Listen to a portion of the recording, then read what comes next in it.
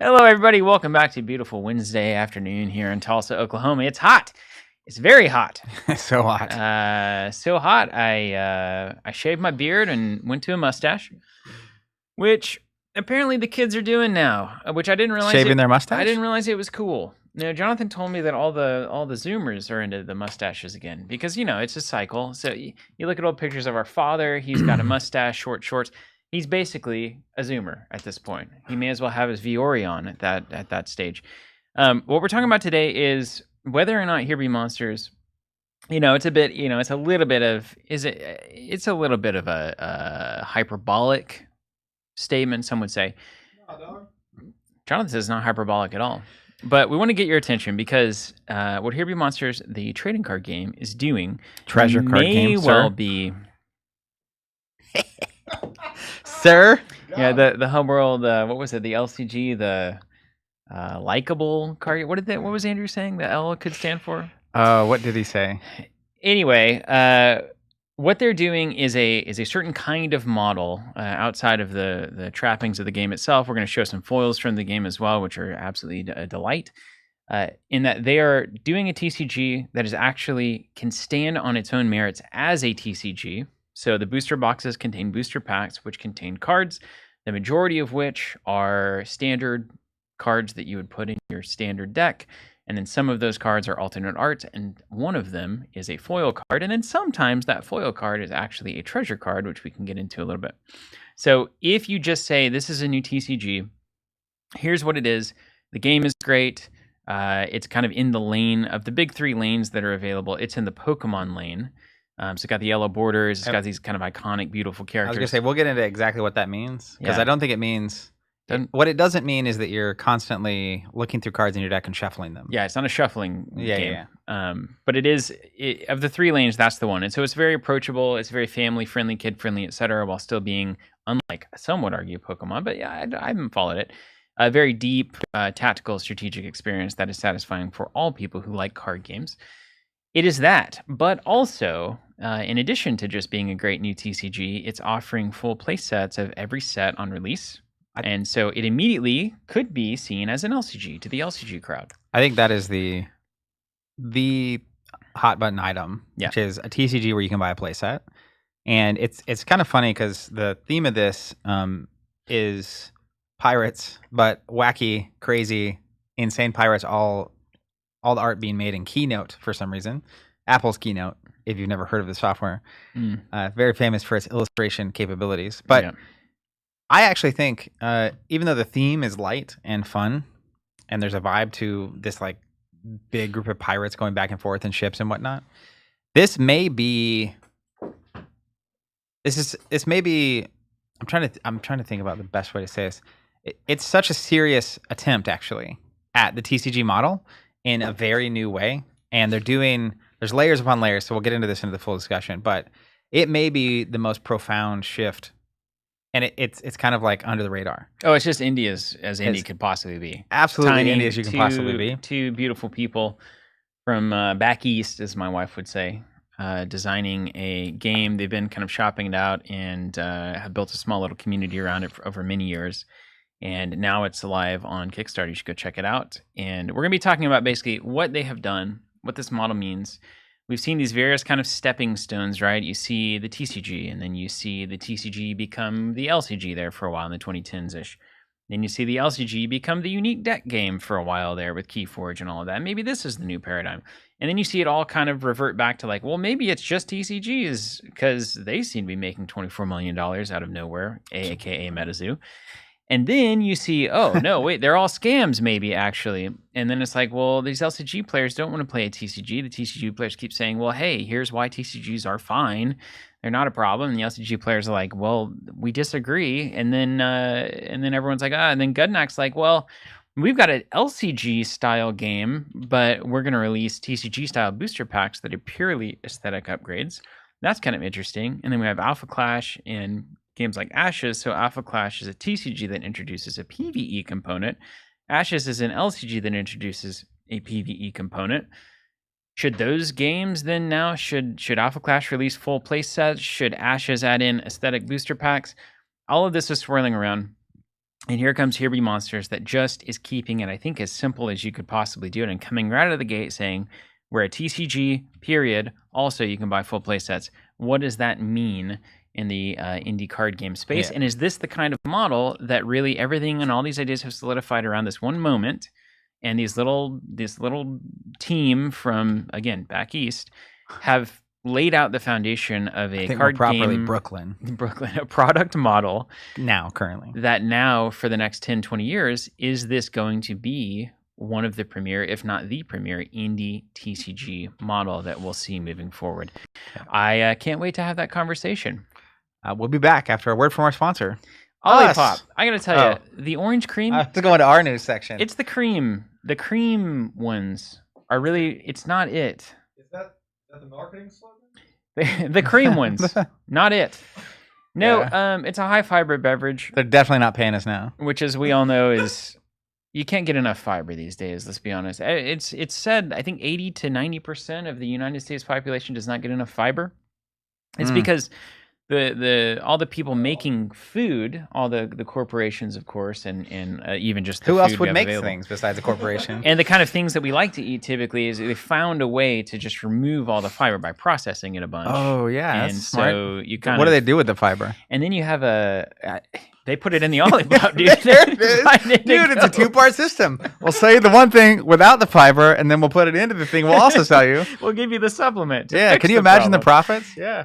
It's great. We need to get in a fiber game, but it's really important. I can't tell you. I have probably too much fiber. I'm not in that 80%. Great job. Your chances of the kinds of cancer that I will not mention are low. I appreciate that censoring. That's very good. But then meantime, we need more fiber. So Olipop is a way to do that while still feeling like you're being abusive to your body, which of course we all like to do because it tastes nice most of the time. The cream ones though are a little bit off. That's all I'm saying. The cream ones are a little bit off.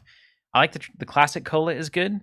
I can think they have figured out how to make fake sweet work in cola flavors by now. That's a long-running experiment that the United States has been doing, leading the world in, I'm sure. So those are good, but I think that the cream pieces get a little... It's a little weird. All right. But I'll still drink them all.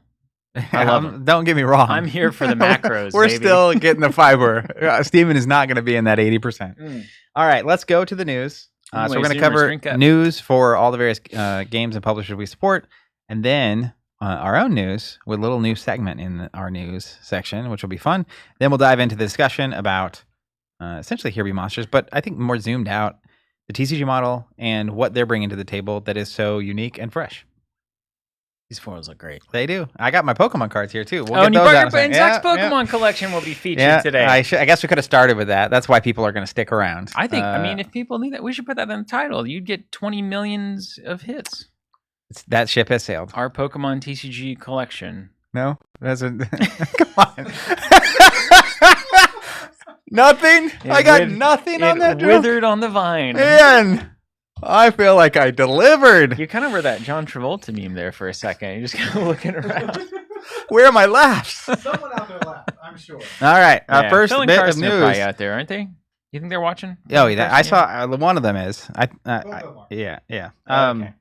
So first, we have Here Be Monsters from Super Pirate Industries. Carson and Phil are now on the list of publishers to cover.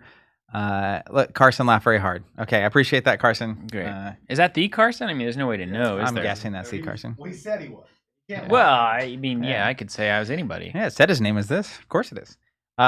Anyways, their campaign has launched. It's on Kickstarter. If you haven't checked it out, you should. And it is currently, oh no, my page. There it is. It's like not loading. They are. You see there, Grandma. it wasn't doing anything. Oh no, my page. I've deleted the internet. For long story short, I worked at a company right out of college, and the owner was really old. And I did this massive project, and the first thing he asked me was how he printed the page, which was completely defeating the point. But actually, as I get older, I'm having a little more empathy for him. Because like right now, I went to this page that I had previously pulled up to be ready for this moment, and then it was just empty. And it's like, well, if it's suddenly not working, I'm going to look like a fool live because if I'd printed it though, If you'd printed it, it would have been Stable. unfortunately not updated though. Is the problem? but it would have been there. But it would have been there. So pick your poison. You know what I mean? That's right. Anyways, The gold standard of media. They launched the campaign yesterday. They're a day into the campaign. They're at $45,000 in funding. The goal was $30,000. Yeah, I think that's like a fairly real goal too, right? Yeah, I think so. If it didn't happen, then we're gonna make the game. And if it did happen, I think they are definitely making the game. The labor on the art, I think, is super cheap because it's just Carson doing all of it. So that's free. Cheap in terms of basically. free because Didn't he's have to doing pay it, anybody. but just blood, sweat, and tears. And the keynote is really good at it, I think. Efficient. Yeah, really art. easy and efficient. Anyways, campaign's going well. If you haven't checked that out, you definitely should. We'll be diving into the campaign itself and what makes this game worth supporting for us, and also just fascinating. 215 backers. We need those are truly rookie numbers. That's too few. Yeah. Come on. There's probably let's see. 215 people listening to this right now. There's 80 people live, and you might be listening back to this. And what if there's three people in the room? I'm not going to dive too far into it, but they have the single stowaway box level, which is $25. These guys are 100% worth supporting, and hopefully by the end of this episode, you are convinced that is true. At least it's $25. Yeah, it's crazy. It's just a putt. There's been 1,200 demo decks went out already. Yep. So we launched those last week, and the podcast got canceled because of rain. Yeah. Actually, the creek flooded down at our place, which is the most country thing possible. And your guys' decision to live in the middle of nowhere, which I respect. But also, you can get rained out of leaving. What they don't tell you, Zach, they really don't tell you this, is how expensive it is to live in the country. They just don't tell you. You either have to have the money to buy the machines so that doing all of the work is free, or you have to have the money to pay for the work. One of the two things has got to be true because either one's expensive though. Nature is constantly reclaiming everything, which is beautiful, and that's the whole point. But a road that was built 50 years ago ain't doing it anymore.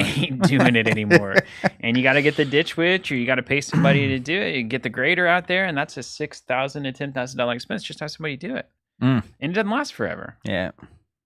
Well, let me tell you, city life also comes with its woes. As a suburban dweller myself. Yeah, steakhouses and stuff. I know, it's really tough. I'm more talking about the zoo in my attic. Jeez. Oh, yeah. My goodness. I'm spending money in the country, and you're getting animals in the city. I know. It's like, wait, if I'm going to deal with this, I should at least be getting the benefits of having land and being out. Anyways. Did you tell that story last week? No. Can you just at least list the species that were present in your attic? Yes. There were apparently mice, rats, bats, and a possum, all in my attic somehow. That's a story. It does seem like it's like the beginning of one of the Chronicles of Narnia books. It's like I went in the attic and there was a forest in there somehow. Yeah, I should have sent Lily up there just to see what was going on. Yeah, I'm sure Serena would have loved my that. wife has not gone back in the attic since. It's been 2 months. Crazy. Anyway, was she there commonly before that, or? Oh, we have like a walk-in. Oh yeah, attic space with like a bunch of storage. Yeah, and so we do store stuff in there, and it's not like every day, but probably once or twice a month we go in there to move something in. And we have a daughter that's about to be 2.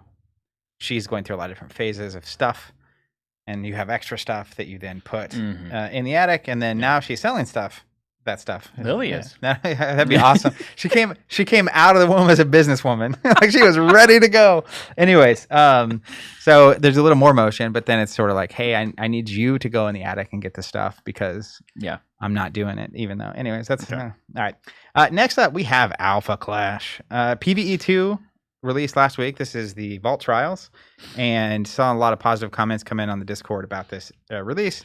This, like Ashes, I've said this a lot on the cast, but this is a very smart way to package an introductory product for anyone out there listening who might be thinking about how to package an introductory product, which is 2 complete constructed decks. You could grab the deck, you could walk into a tournament and play in a tournament with a legal deck, and also the scenario to play against is the PvE mode.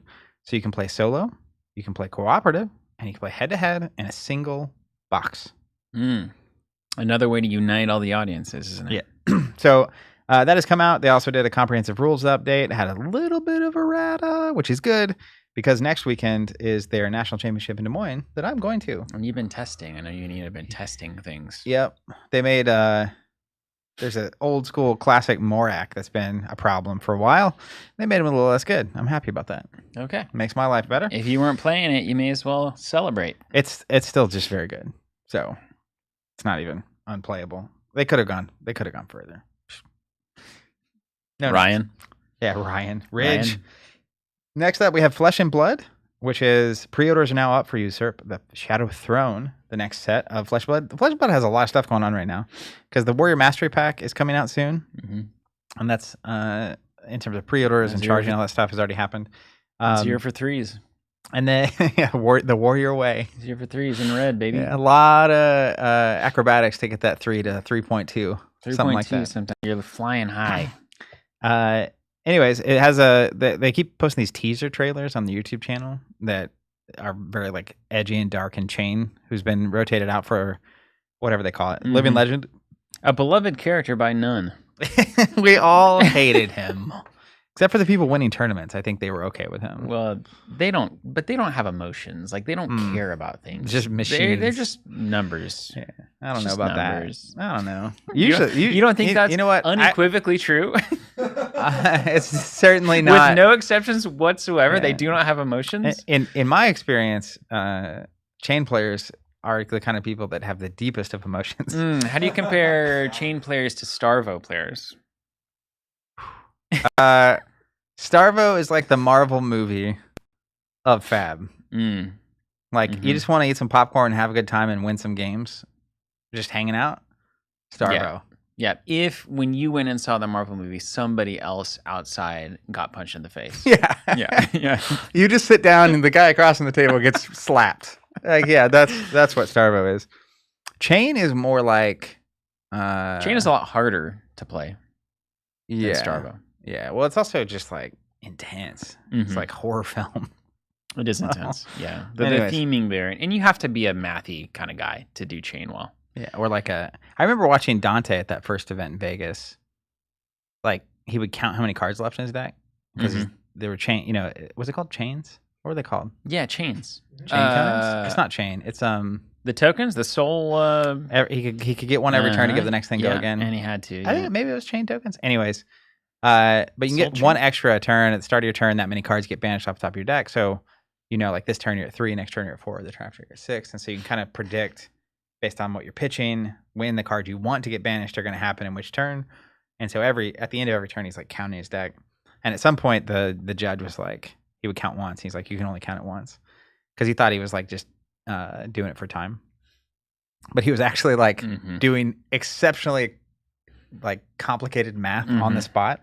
And so that's why he was counting it out. And anyways, it's intense as compared to Starvo, which is like same effect, impossible to beat, except for you just don't try. You just wee. You know what? Actually, Starvo would probably be more like pulling a slot machine, where 80% of the time you get money back. At 95. Yeah. It's just, and you watch ding, ding, ding. Like, hey, I got 3 elements. I don't know why you guys don't like gambling. I love it. Yeah, this is a good time.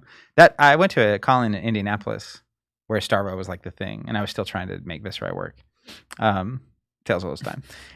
And it was just that Soul Shackles. There it is, Soul Shackles. Yeah. That event almost broke me. Yeah. Where it's like I can't, and then Starvo, I think he just lived in Legend out. I don't think they did anything about him, but it was like I can't go to a tournament where that's 80% of my rounds again. Yeah, I need a break from that. I did that in Norman too. My first 2 rounds were Starvo. I went 0-2 after like testing hard to try to beat Starvo, and I just lost it. And I dropped. Did you go to the bar across the bar? I literally did. You remember? Yeah, I didn't remember that was against Starvo. Myself for like 3 hours, and then people who had also got knocked out started filtering in, and I was like, "Yo, I'm here to welcome you.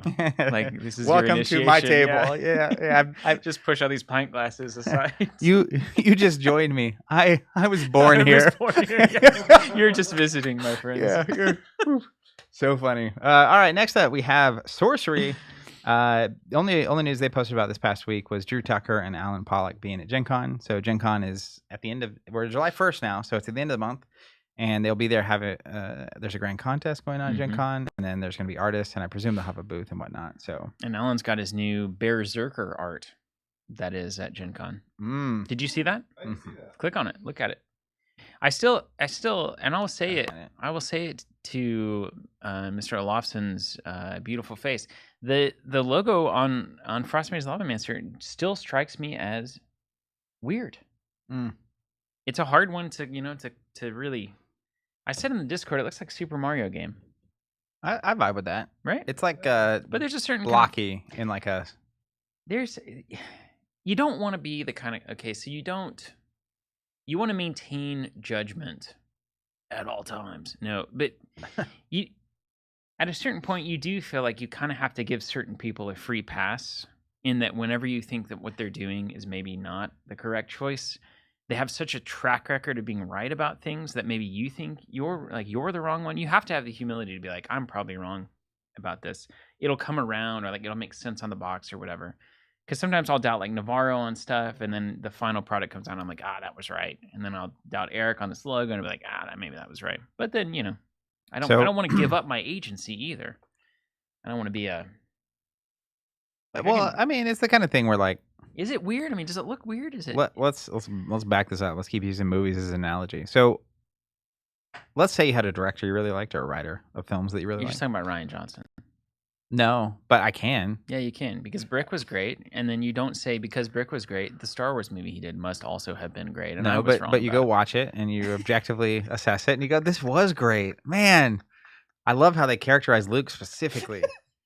Anyways, those milk scenes were really where it was at for me. I love the milk scenes. From the moment he threw that lightsaber behind his back, it's like, I'm gonna love this movie. And I looked over at Matt, and it's like, this is gonna be the rest of our lives. Star Wars, we're gonna debate this forever. Anyways, so if you had a director or an author or something or a musician you really liked, then they do an album or a movie that you don't like. One, it's okay for you not to like it. Mm-hmm. Two, it doesn't mean that they're not good at what they do.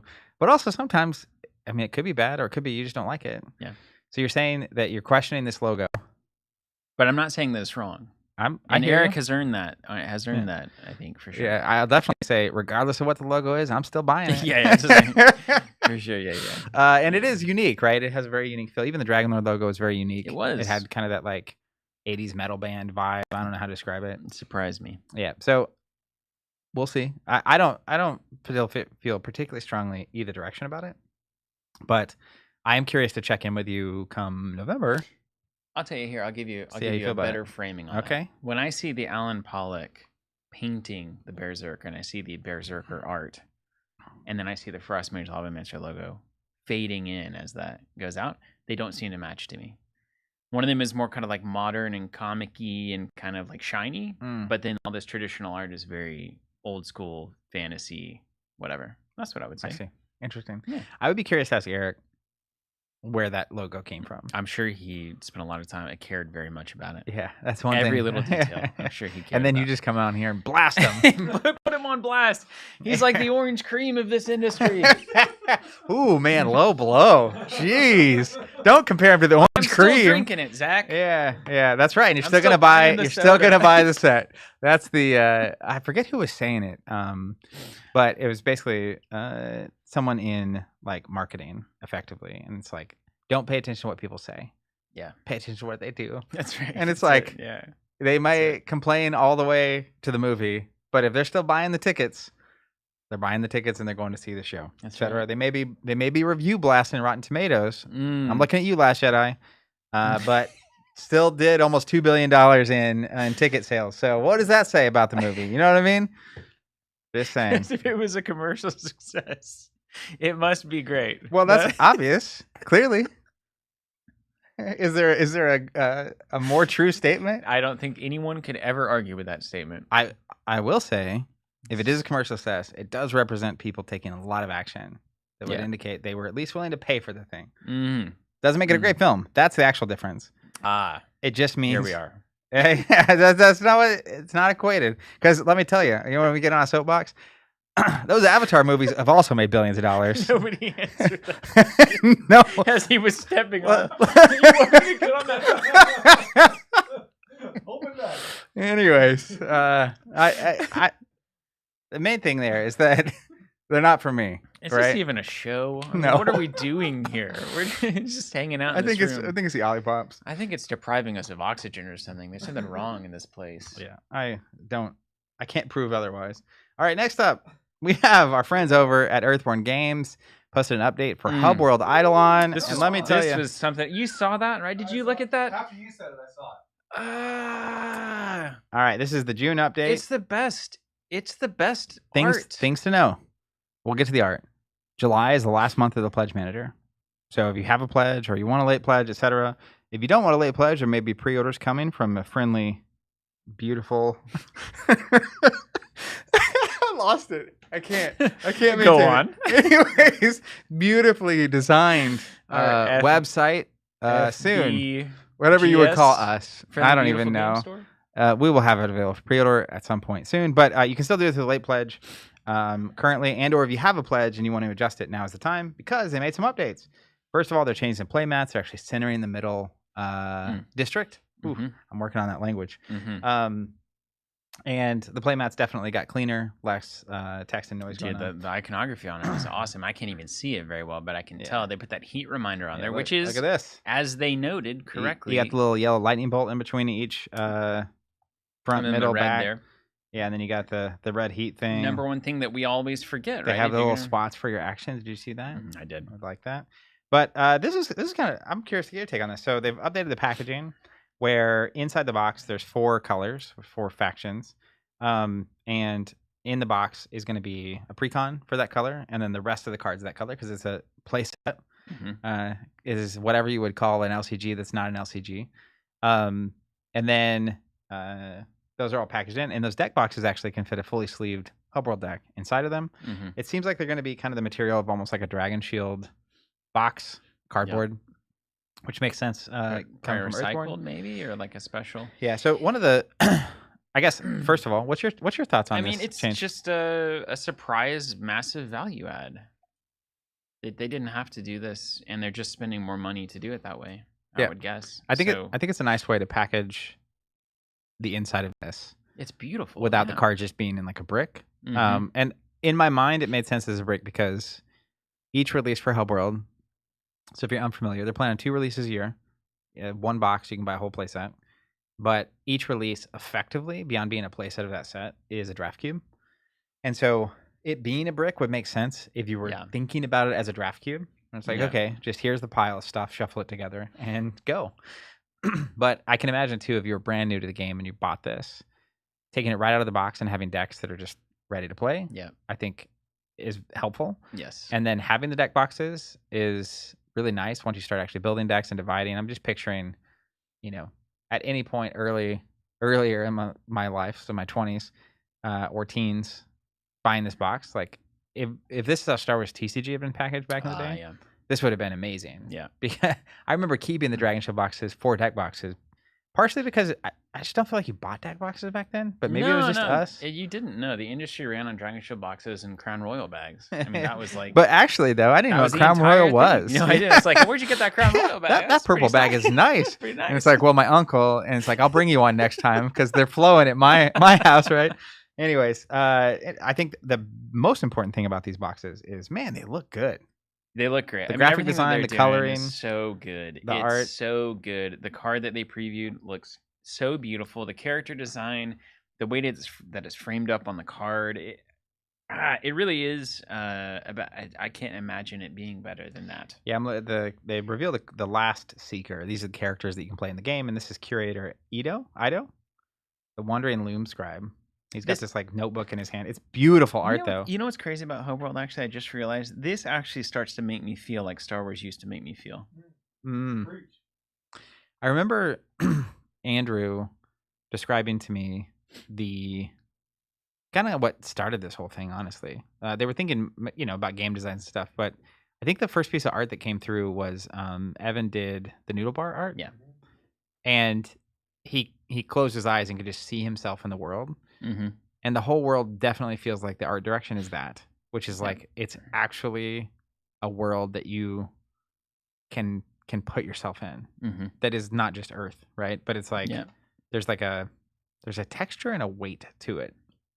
It's just called being extremely talented, I think. Yeah, world building and art. It says this art, by the way, is done by, I cannot pronounce the first name, PRYZBYLSKA. And Brzbilska? And Navarro. and Navarro. Wow, which one? Can Rachel get in on that? That'd be amazing. She got this. She gave us this children's books. Yeah, she's got she chops. definitely can. Is that's flavor text? Yeah, all the flavor text on that. You're talking about tiny text earlier. It's flavor text. We're looking at cards for all the audio listeners out there. Yeah, we're just peeking around. Anyway, go look at the. I don't care if you play Hub World care about Hub World at all. Go to the Hub World Game Found. Game Found is what they did. Yep. Game Found page and look at the most recent update and look at the card that is the last Seeker that they have now previewed. I think it's update number 31 is what I believe. I already closed it, so that should. Okay. If I had printed, it'd be right here in front of me, guys. Listen, Ron was right. Old man Ron. If you're out there watching, oh yeah. Please write in and let us know. Oh man, please write in and let us know. Yeah, he's definitely not watching. I tell you what, though, imagine that Seeker, and in the booster packs, there's 5 of 5 available, serialized, 1 through 5, gold foil. How many booster boxes do you buy? Of that Seeker? Yeah. Well, we'll get into that in the TCG segment of the cast and the topic. I just want to keep reminding Andrew that he could be making a lot more money by adding a little more consumption. It's definitely to his cross to bear. Mm-hmm. So I will just say, while we're here, I told you there was an energy in the room. It's different today. I will. The moment something is serialized, we've talked about it on the cast before, but I can't tell you how as a collector, immediately off I am on it. On what? Like having it literally serialized 00105 or whatever. It's like the QR code of collecting. Yeah, it's crazy how fast it ships me into like, nope, don't even get near me. Anyways, okay. Next up, and this is before we get in the covenant section, which leads us to the actual topic. Quick question. What up? The Gravecrawler. Does Zach know of the Alpha Clash event he's going to will be streamed? I don't know with 100% certainty. Roper's there, though. He streams everything. It's like a 99% chance that it will be streamed on the Alpha Clash channels. I'll if you're in our Discord channel, I will verify that and try to post a link in the Discord when and if it's happening. I don't even know that I like streaming anymore. Be there, right? No, they just record the games and like do it up nice. Recorded games almost feel like the old, like a forum now, you know, where it's like you have to wait a little bit longer. It's not instant results. It's not like Discord is like streaming, and then like forums are like recorded video. I have so much I want to say about this, but it's not today's topic. Okay. So, can you write that down for that? Yeah. Also, take a look at this question. It may be another day. Okay. Jamaican, that's funny. Lich Ink, like a lich, like ink with tattoos, maybe 1522. Have you guys given any thoughts about big modern games like One Piece, Riftbound, etc., or even played them? Give a lot of thoughts. I think so. We've now posted 3 episodes of what we're calling Table Time. So 2 were for Trailblazer, which is a whole different experience. This week's video we posted yesterday was Be Monsters Teach Game. And even a teach game is like way lighter on the commentary than I think the average Table Time would be. But I think there is a world where we eventually get to the point where when these new things are happening, we may well play them on Table Time to be able to speak to them and show them and give our thoughts and talk about them. But we are just now launching the format, and the production schedule is full of stuff that needs to happen first before we get to that. But I'm hopeful we get to the point where we kind of have the bandwidth to dabble in some of those things, because I think they're worth checking out, and it'd be really easy. There's a lot of macro reasons that I'm not that interested, including the fact that they're made by giant corporations. But it would be easy to disregard a game simply because of that, even though there may be things there worth acknowledging or understanding or exploring. I watch how to play on both. I always do. What'd you take away? Fine. It's best for me to reserve judgment until I have played them on the table, as you're saying. Answer. Yeah. I don't want to. I mean, I do. I really do want to. Let me try to summarize this for you. Listen, here's what I would say. Okay. I was trying to save him. Here's it's too late now. Okay. You're on your own. We know that Yu-Gi-Oh is an insanely bad game. Right? I mean, no. Go ahead, make your point, and then I will We counter. have played Yu-Gi-Oh many times. Have Even we? Yu-Gi-Oh players are like, this game is crazy. How does anyone understand this at all? That might be true. But I was listening. I was telling you this the other day. I was listening to a Magic podcast recently. Came into the algorithm gods delivered it, and I was like, I'll click on this and see what they're saying. And it was actually, it took me back, or it took me aback. Yeah, it did. It could be both. I don't know. Anyways, so I was listening to it, and very quickly it became obvious that the hosts genuinely were talking about Magic like it was the best card game ever. Mm-hmm. And it's commercial success. So the votes have spoken, right? But it was for a long time. I've just very quickly for me, I had the opinion that it wasn't, and that there were better games out there. And so forever, it's like, well, everyone knows this is not the best, but everyone plays it. It's like what people enjoy, and so like they're not even necessarily looking for the best card game. It's just the one they enjoy the most for their friends, regardless of the mechanical design or the theme or the fact that now SpongeBob shows up on the table, etc. And so, but listening to it, it's like that's genuinely their opinion. So it may be that Yu-Gi-Oh players think it's the best game. I'm sure some Yu-Gi-Oh players think that. But it's, for me, it's not. Okay, the best so game. Here's the better question then, and this is you either believe or you don't that there are objective standards that you can define or suss out about any given artistic pursuit. And absent that, there's no conversation to have, because a lot of people just fall into the like, well, just do what you like, and if you like it and I don't like it, that's fine. Do what you want. But that also basically just takes the entire idea that there is any kind of standard we can establish for what is good or bad off the table.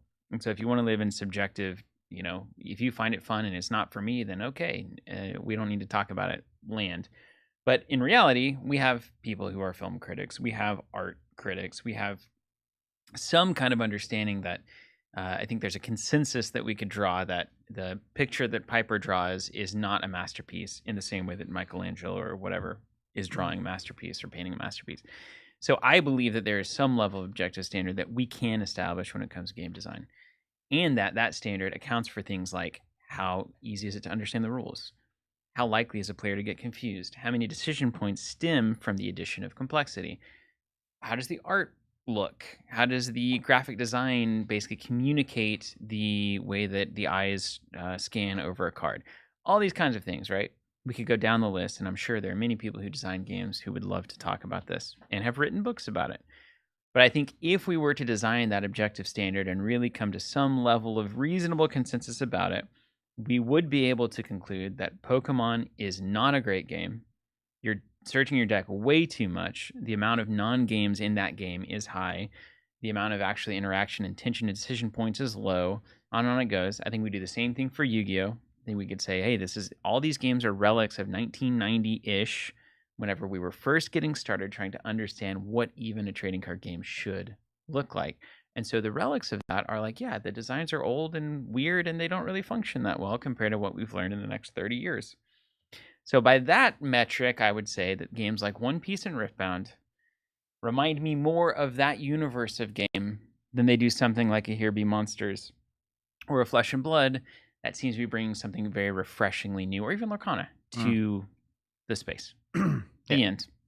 Okay. Anyway, we should play them on table time. Yeah, thanks. Yeah. Well, great. Well, all right. Where are we at now? Got that orange cream running in my veins. What? Why did Yu-Gi-Oh come up? Oh, it was a comment. Yeah, okay. Thank you, Jonathan, for the distraction. I'm just kidding. It was good. All right. Next up, we have Ashes. We officially have charged for the first Ashes Ascendency expansion. Right through the goalposts. So this is important because Ashes came out 2016. No, 2015. So over a decade ago, and was around for basically 2 or 3 years. Ended the run. Came back in 2020. Plaid had partnered with us. We did PDP. Brought it back. That was a hugely successful run that lasted all the way and through basically till now. And they did the Kickstarter campaign last year for the new starter that I keep referencing, which is the 2 constructed decks and the PvE scenario, so you can play solo, co-op, head-to-head. And this is the first expansion after that moment. And so anyone that was a subscriber had a pre-order automatically generated for this. Then anyone that had a pre-order was charged yesterday for it, or attempted to be charged if you might have a failed payment. And if that's you, check out your inbox. Anyways, so this is the first expansion that is the full expansion. So it's a release date scheduled for July 22nd. We'll be shipping orders ahead of then to get subscribers or anyone that pre-ordered their orders, hopefully by actually the release day, which is a Wednesday. So even if you didn't have it by Wednesday, hopefully you do have it by the end of the week, going into the weekend. And this kind of signals the new era officially beginning. As far as I know, there should be an announcement coming soon. Teaser spoiler from them. I know they have some OP initiative planned and just some other information coming out. So this is the first time it's going back to distribution since 2018. I'm deeply curious what it looks like in terms of the local landscape. Like if you can buy it from PhD and ACD and all these guys. And if stores are, I'm deeply, deeply interested in that. About to find out. Our experience with Fulfill has just made us a lot more intimately aware of the more broad local game store environment, which is very cool. It has indeed. So you can still pre-order that on our website now, and it will ship a little bit ahead of release to try to get it to you by release day. Shout out to all the OGs who have been subscribed since 2020 and help bring that game back. That's and are still on the train, helping that game exist. Now, past a decade, Ashes, not a lot of games get past that decade mark. Flathead's it's just this kind of like pocket of just like it's doing its thing. They just released their new game too. I feel like they announced the new game. The indie, that's how indies go. Like most people don't even understand that they're happening, let alone any specific one that is happening. Like I still assume most people don't know Be Monsters is doing its thing right now. Yeah. Or Ashes, or even a game like Sorcery. Flesh and Blood, obviously, I think has reached a certain level of awareness. Yeah. But even that, like I would venture to say, as an example, there's probably tens of millions of Magic players, and most of them probably don't even know Flesh and Blood exists. Be curious to know which is crazy. That'd be fun. Because also on that podcast I was listening to, here's another fun point and a whole new topic that we won't go into. The host, 3 people that love Magic and are in person filming this thing together. Basically, at some point, the reality of they almost never play actual physical Magic. They just play on Arena or whatever it's called. And it was like, that is actually fascinating to me. It might be better as a digital card game. Well, and just thinking about if this is true for seemingly like people that love this game and are really bought into the whole idea, how many people are playing Magic and even collecting it that don't ever physically play it? That's a great question. And how much can a digital card game integration solve the issues your game actually has by doing all the calculations for you at the table? That's where, like, when you're doing something digitally, the complexity is a lot easier to handle for increased decision points. Yeah, even Be Monsters, every time you play a card, the math could auto.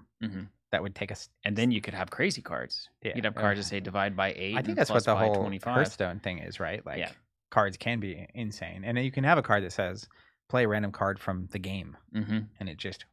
At which point, does it even need to be cards? What's up? No. I remember talking to him. David Carl. The David Carl? Monster Train, David cult Carl. Classic? But he was going back and forth between physical and digital. But he was like, being able to tweak the numbers by percentages instead of by one. Yeah. Crazy different. Yeah. What happened to your microphone? It hand waved. It was hand waved away. Hey, new viewer. I want to bring back something important. I want to know where everybody's listening from in the chat. Oh yeah, let me get the air horn out. Another really important legacy. I see Tim Aiken from Tulsa. I see Allerdell from Idaho. I see Evan from Canada because he no longer comes to the office. Hey, Evan, if you are listening to us now, can you also be doing customer service now? Can you work on your vacation, please? There was a backlog. There's a little backlog this morning that I had to clear out, and it's really getting in the way of the other work that I'd like to be doing. Sounds like you need more people on your team. Speaking of which, let's segue to Covenant news. We are hiring still for a host position, host/customer service position, which would be on Steven's team. To help him with this exact problem. You too can be called out perfect on slide. A live stream. If you would like to be made fun of by people that you work with, and don't listen, Julie. work while you're on vacation. Boy, have we got a job! Nights and weekends too. If you'd like to sign up for that train. No, but seriously, we've had a lot of people applying for this. It is still open. We're still going through the process. But if you or someone you know loves like the idea of hosting. Let's say we're hosting an event for Be Monsters. Let's say we're hosting a game night for 70, 80 game people. Night. And the idea of hosting that and putting that on and connecting people and teaching people games and introducing them to each other, all that kind of stuff. Julie's. There she is. I can tell from the Alani bottle in the avatar. Hi, Julie. Anyways, if that sounds appealing to you, or if someone you think would be a good fit for that, please send them over to the blog. Go to the website. The footer is a blog, and you can find the job posting there. Do you think that 90% of people who inevitably start an LGS are these people, and then they have to do the business side of it even though they don't want to? Is that the standard kind of like? I think sometimes. I think there's probably different. It's sort of like people that play card games, and you have like really competitive people. You have kitchen table people. You also just have collectors. You have speculators. So some people get in thinking it's a good idea to make money. Yeah, like the card shop. Yeah. Let me tell you, probably ain't. Second is people just like the business side of it. Like I see. Like old Travis. Yeah, Travis is a wheeler and dealer. Even just the kind of people that like go to trade shows and have a booth and like bending and like selling Cold Foil stuff. does that. Yeah. So there's a lot of different kinds. I think sometimes, but I don't know. Most retail stores that I've seen or experienced aren't heavy on the like event space side. Yeah. And so, but I think of like Night Watch games in San Antonio, Brenda and Parayak. They like wanted to host people, and like they were creating a vibe, and it was like a thing. So I'm sure even without that store, they were hosting game nights and like that kind of stuff. So maybe that's the sometimes split. I guess it's always been the split in the industry, isn't it? All right, here's any other Covenant things you think are worth with social culture. You got comments for us? Well, mostly just people answered where are you from. Oh, hit me with it. Hold on, I'm gonna read it. We have Team Hisu from Columbus, Ohio. We have Cuts Cars from Wisconsin, Lake Superior.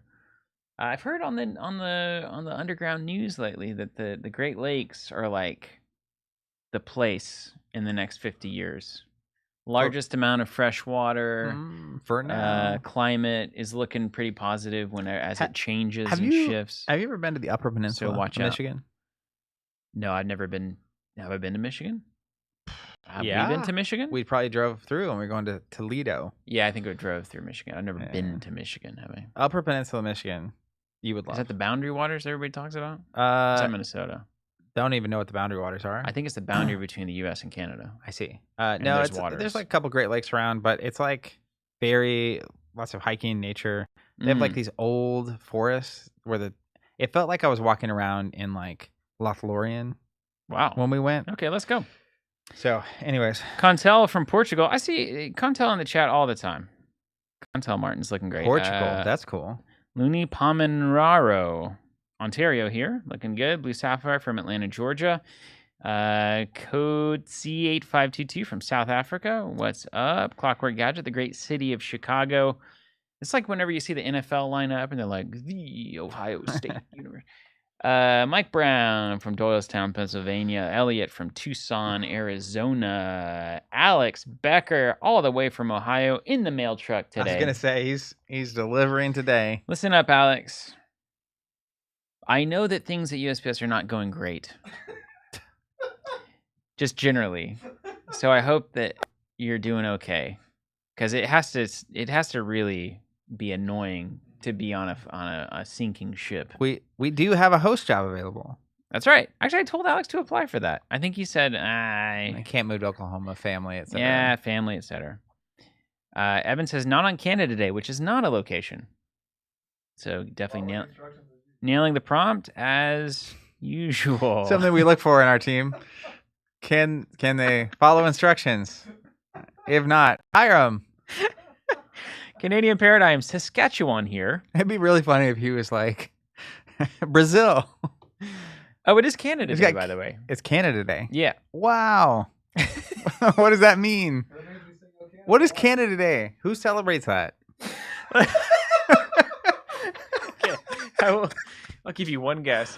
But also, can you look it up? Or I mean, print it out. Like, we don't have America Day. We kind of do. So I think it's the whole idea. The 4th of July, the Independence Day. Yeah, but we don't call it America Day. No, but we will soon, probably. Yeah, Wednesday, July 1st. What is it? Celebrates. Oh, God. No. Anniversary of Canadian Confederation. Okay. Which occurred on July 1st, 1867. When the 3 separate colonies of the United Canadas, Ontario, Quebec, and Nova Scotia, and New Brunswick, it said 3.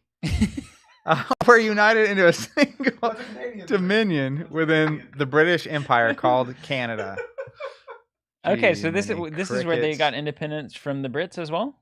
No, these three were joined together under Britain. I Really? can hear people laughing out there. I think Currently? they're laughing at us. They were joined together as a single entity By the Brits. Britain. I think it's I don't know. Did they ever shake the Brits? I don't remember. No, They they're still all celebrate right. the Queen, don't they? Evan, what? Still celebrating the Queen. She's gone. Well, The king. obviously, but like the proverbial. The Yeah. king. Evan, can you tell us more about Canada Day, please? Well, obviously, this is a learning opportunity, is what we call this in the business. Yes. So there was three provinces. Always be learning, I There say. were three provinces under British rule that were separate, that were separate, and then they became one. presumably. But Well, you read it. I mean, what yeah, did it? I mean, it's what it said on Wikipedia, but it told me there were 3 and it listed 5. So I thought it listed 4. I'm New not Brunswick was I'm the not 4th, was it trusting not? anything. You weren't counting New and Brunswick separately. No, I was not. Okay, so Canada Day, they came together, and we don't know if they're still under British rule. Oh, hold on, we got you. I'm just kidding. They're not. They're not. We gained independence from the crown under Trudeau. Seriously, it was that? I think so. I'm so out of touch, but man. there's I feel like there's a lot of countries that were still under They British. say all news is local, though, don't they? So I'm not in Canada, therefore I don't get the news Yeah. that they were independent from Trudeau. I just don't. I think I just stopped also checking global news for a long time now. I just think I'm not good at it. I don't want it. I don't want global news. It's too much. There's too much stuff. There's too big. It's too much stuff that I can't affect or care about. There's a So- through line. Go do it. The thing you said earlier about streaming versus filming, I think there's Mm-hmm. you were talking about the new Luddites the other day as well. Yeah. Not on the show, but just in general. And I do think there is this like pullback happening where it's like maybe unlimited access to everything all the time isn't good for us. Bo Burnham told us. Perhaps During we the weren't pandemic. built for this. Anyways, okay. Any other Covenant news you want to share before I get into the new lightning round segment that we need to come up with a clever name for? We also probably need to name the show at some point. Dude, Sean YouTube 567 is watching from Silicon Valley. Sean, Could be a bot. From Sean YouTube. Wait, does that just mean this is the login you use on YouTube? Do you have like Sean I- Google and Sean Facebook as well? Or Sean Meta? like Tim Apple. I love that people call him Tim Apple, by the way. So I'm not going to dive into that. Any other news you think we should share? Oh, the old Trudeau, not the latest. That makes more sense. I feel like I would have heard about that. I wonder when old Trudeau was. I absolutely knew there was an old Trudeau. Hey, can you At least I Google- know that there was a new Trudeau. I know that guy. Can you Google when did Canada gain independence?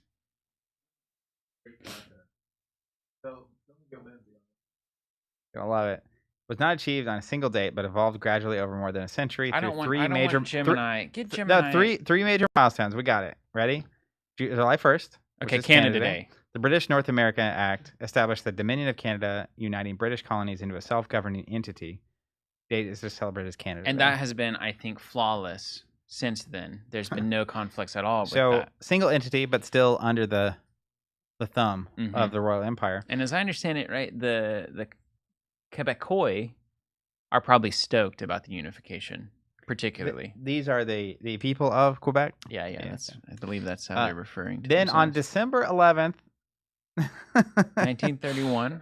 1931, the Statute of Westminster granted Canada full legislative independence, giving the country the right to make its own laws and international treaties. Okay, so So if it before can make its that- own laws and international treaties, then what is left for The them? tax money the money, and the protection potentially and the military and all that kind of stuff. Oh, April 17th, 1982.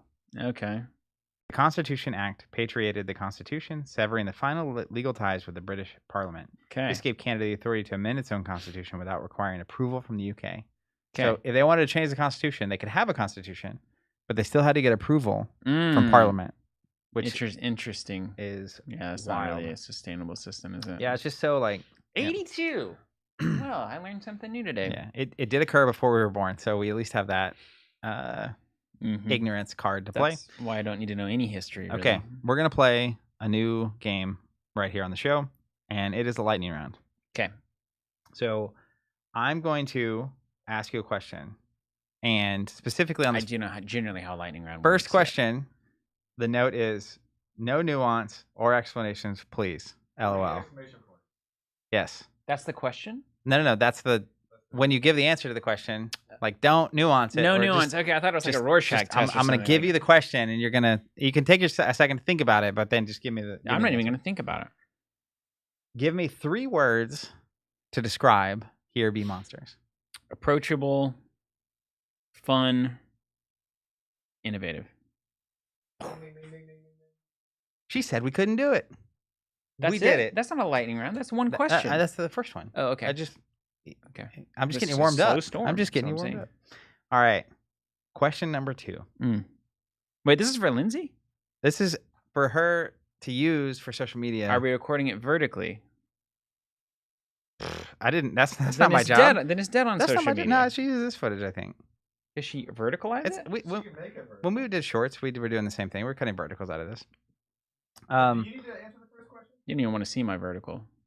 Maybe. Let me do a Steven on all these answers first, and then we can. But then you have mine. It's like family feud. I literally you can't listen to my answers. I literally couldn't tell you what you said. I can't tell you how good I am at tuning you out. What a relief. I genuinely. I think one of your 3 words was fun. Okay. We're supposed to move fast. I think it's fast is social media. Think about the fast, the kids, It's okay if the in-between isn't fast. It's that she's literally being tasked with there it is. I'm gonna crop it, don't worry. So okay. How is she coming from inside the house? I thought you were the chat. I don't know. Lindsay could just chat on the official account. She's not even 90 days in. We're very trusting. Wow. I think the most important part is when I'm asking the question, you're answering it, that is contained. Okay. Because she's been trying to make clips from the thing, and it's like, can't possibly find a clip where we don't interject like a bunch of stories in between. Yeah. Anyways. It's kind of a bummer because approachable, fun, and innovative is kind of something you could say about everything, but that's not true. Yeah. I could list you a number of games that would not be true for. Anyways. Question number 2. That's true. Who is your favorite pirate so far, and why? Laserbeard, only one I can remember, honestly.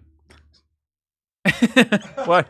Well, I wasn't looking. I just you said just no thinking. Just go. So Laserbeard, because he's the only one you can remember. It's the only one I can remember. He's the most memorable for Isn't you, it I guess. iconic that you got the lasers? And also, oh no, wait, I want to change my answer. All right, let's try it again. Ready? Okay, yeah. Who's your favorite pirate in Here Be Monsters, and why? The Cycloptopus. Is that what it's called? I think, but it's got the like Pegasaurus or something. No, it's got the flavor text. It's got the flavor text. Hold on, we're down to 92% of the cards. You said Pegasaurus though, which is actually not a. It's Peglegasis. Peglegasis. It's a peg leg joke.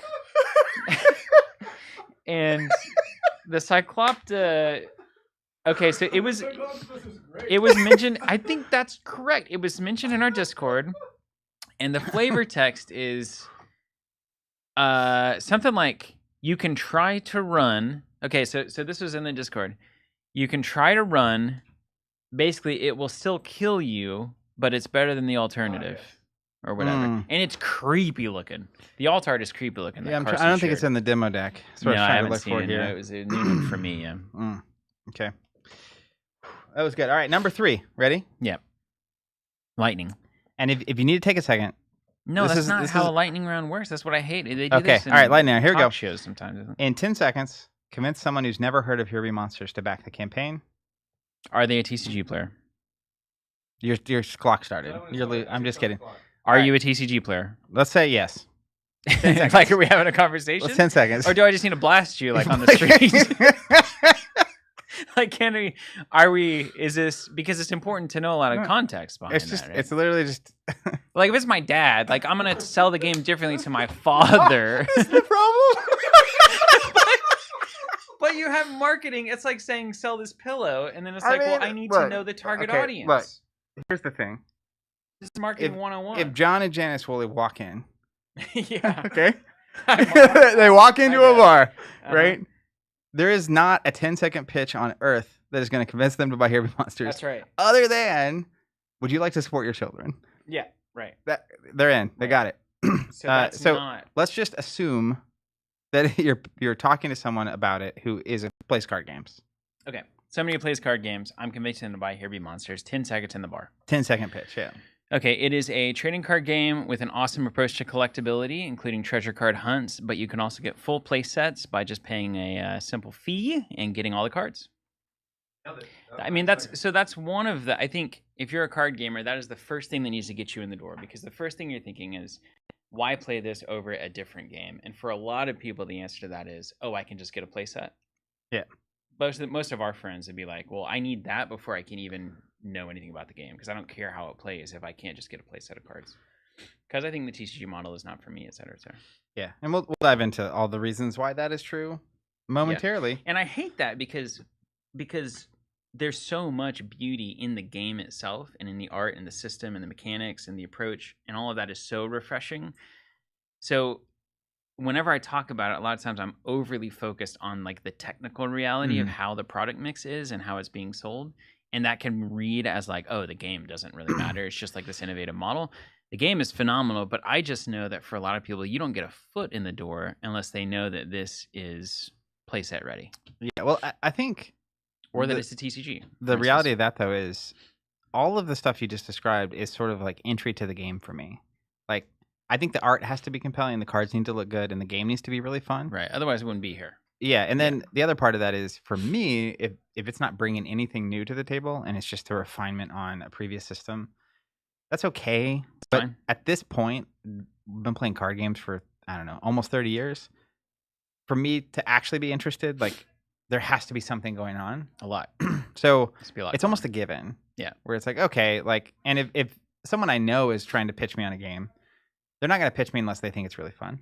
Right. So I just kind of assume, and it's like, all right, well, what's the That's hook a lot here? Of background information on this lightning round question. Yeah. Well, no, I'm not answering the lightning round question. This is me asking you. If I'd known all of that, then I could have given a better, a more robust answer. I think you did a perfect job. Okay. It was exactly as asked for. So I'm just going to answer one of these questions because I think you nailed. Is that executive privilege there, or what? I mean, I can answer them technically, but I just won't do. Do you want me to ask? Like, do we need to set it up for social media or whatever? I mean, it would feel weird if I asked myself. All right. Okay. All right. You ready? All right. Don't think. All right. Just answer. Just feel. Zach, give me 3 words to describe Here Be Monsters, the trading card game. Wow. He's a quick thinker. Wow. 3 words. I would say bombastic, Ooh. fun, and sparkly. Huh. That's good. If we mash off all 6 of those words together, we've got something. We'll probably get a federated Canada situation. We'll get enough words to bring them all together there. Here Be Monsters style. Covenant Day. Okay, you got 10 seconds. You've got a card game player in front of you. They've dabbled a little bit in Magic, and then probably 20 years ago, they played with their friends. They moved. They went to college. They kind of lost touch with it. They could no longer afford cards. They didn't have their same play group, so they dropped it. They've kind of been getting back into it with Universes Beyond. Commander became a thing. They've got a little bit of a game night going on once every few months. And they're like, oh, Here Be Monsters. What is that? Tell me more. 10 seconds. It's a TCG, but you can buy a playset. Collectability is a treasure hunt, and it's not about how much money you spend. Super fun game, and it's the first game in a long time that's made me feel like I felt when I was a kid playing Pokemon. Ah, wow, yeah, great. See, but I think that's good. You get a little. You get a little 2 clips to mash together. Yeah, you get a little time. Put it my favorite pirate so far, by the way, that was the second question, is Tyrannosaurus Rex. But Carson gave me this alt art when he was here. It's a T-Rex pirate with hooks for arms or hands. And they have the little hands, you guys see his little hook down here? Mm-hmm. What's it called? Tyrannosaurus Rex. He's red and he's got fire going on. Pyro. Like a pyro, yeah. And it's awesome. The ability. Hooks because normally the T-Rex it's got the little hands, but it's got hooks instead of... Exactly. He's got a little pirate hat. Look at the pirate hat. Yeah, kind of unusable hooks. Yeah, it's just absolutely perfectly Carson's on a different level. Anyways, Tyrannosaurus Rex, number 1 for character design. All right. We have made it through the lightning round. We've survived. Now we could have the actual discussion. Okay. Which is this the perfect indie TCG? And someone in the comments way early on, before we were actually even live, said maybe the better question is, who is this indie TCG perfect for? Which is a different question we can answer in a little bit. But tell me what's going on in your mind when we ask that kind of question about this. And we've obviously said a bunch of stuff about the game so far, but here's my thesis. I'm trying to put it together in my head. It's like watching blocks move around. So I think if we look at the movement of the industry at large, it basically got big enough after one big bubble in the late 90s, early 2000s. So this is pretty standard. I would imagine this is standard for most innovative things that happen. So you got the Magic Pokemon Yu-Gi-Oh phenomenon, and then you've got a bunch of indie publishers and indie companies, smaller companies that are trying to get their fill from, like Decipher being a great example, AEG at the time, pretty small, trying to basically enter that space and say like, oh, we can do what Magic's doing. We can be a collectible game. We can do cards and packs, etc. That goes on for a while. That does explode. Like a lot of innovation and ideas and stuff start really flowing out of that. And honestly, it has never been more innovative than it was then, even now. Then all of that dies. There's not enough room for all these different games, et cetera, et cetera. We find the limits. The local game store economy starts to kind of be established, and distribution gets established, and all these systems kind of get established. And so then after that, the big winners are still Magic, Pokemon, Yu-Gi-Oh! And then we get into a new space, the LCG era, as we would call it. And this is primarily independent development, independent studios, right? Fantasy Flight Games being the biggest of the indies, but even like Plaid Hat at the time, Z-Man, all these kinds of people. So the LCGs are happening, and what I think, and this is one of the key pieces, I think the people who fell out of the mainline TCGs and into the LCGs are also falling in line with the independent studios at the same time by necessity. There's not like a major commercial studio living card game, as an example, right? So to follow the LCG scene and to be a part of the LCGs, you naturally kind of end up following indie card games because the independent studios are only making these kinds of games. So then we have the end of the LCG era and the beginning of what I would call the pandemic collectible craze. And that brings TCGs way back into the fore and Kickstarter and all of these kinds of things. And so I think you have a big pocket of people who loved the indie card game approach, the more intimate feel between publisher and designer and community, the smaller events, the events where you go and you meet the same people over and over, and that it's the love of the game more than love of money. The prizes aren't big and crazy. Like all these kinds of things are swirling, and that's what indie is meaning. And these people fall in love with that idea. And most of them also fall in love with just getting play sets of cards idea, not spending all this money, not chasing booster packs. They get out of that game, the collecting game, and they get dropped into this pandemic bubble where all of a sudden there's all these TCGs and all the LCGs are no longer really happening. And then where do they go? And I think that's as far as the perfect indie TCG, my thesis here is that the perfect indie TCG needs to be both a trading card game that can pull out some of the existing TCG players, because this is still the language of the industry. So if I am a player of card games, I'm typically going to be playing a trading card game. And so if you say this is a TCG, I immediately know what you mean. And I need to deliver on what a TCG is, which is booster packs, alter art treatments, foils, special things in the packs, drafting, limited play, etc. But then because indie TCGs are naturally going to be smaller, much smaller than your big ones, they also need to find a way to get additional audiences interested.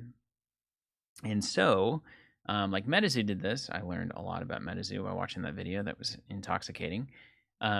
A lot of people during the pandemic were able to get non-players super involved in the TCG ecosystem.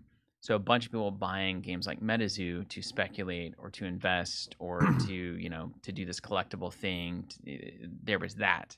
And so they were able to get a giant audience on that just through raw speculation, collectability, etc. And there's a branch that does that.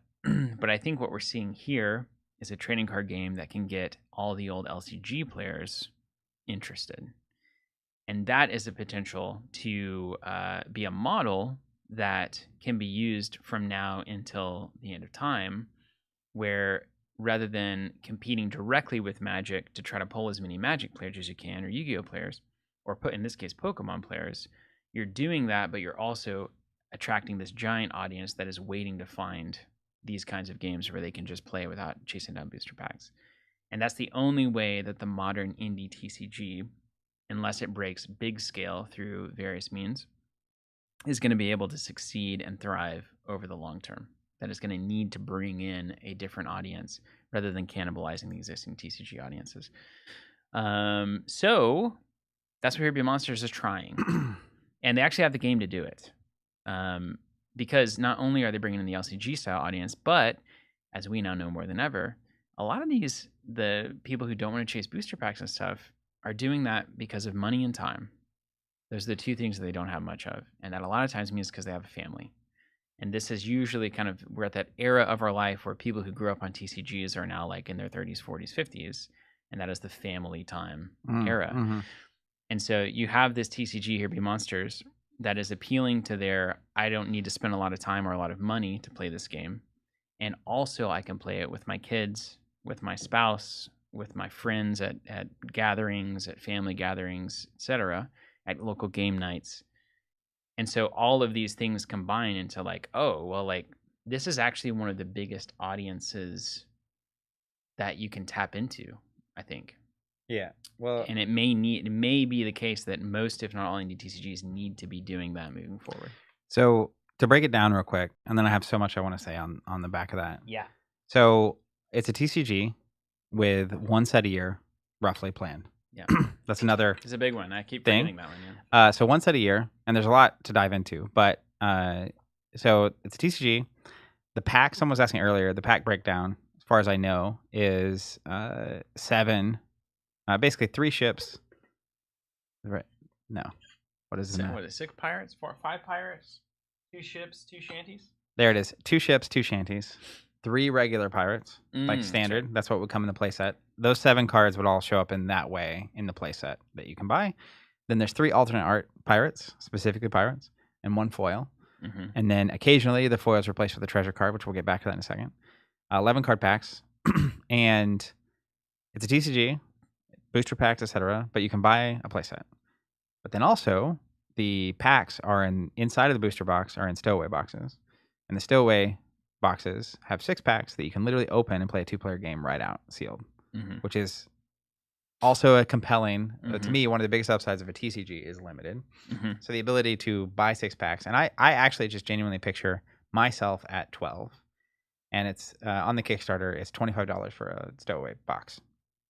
The idea that anytime me and my little brother had $25, we could go buy one of these packs basically and have a completely new game experience on the table sealed. Over and over. Over and over. And you could have 3 or 4 of those and keep them completely independent and have 3 or 4 different ways to experience the game. And then, of course, you can blend them and start building decks and stuff. But I think that as a product format, limited format, is really strong. And I think the game lends itself well to being played like that. But I mean, even off the bat, important just to think about it in the sense that you have halved the cost for a standard sealed experience.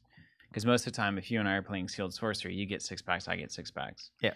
To play sealed Here Be Monsters, we get 6 packs and we play in a shared deck format. Yeah, and you could technically see a world where the cards that you literally, because it's like a marketplace tavern style mechanic from a board game, where you draw 5, both people draw 5, and then you put 5 cards out that are face up.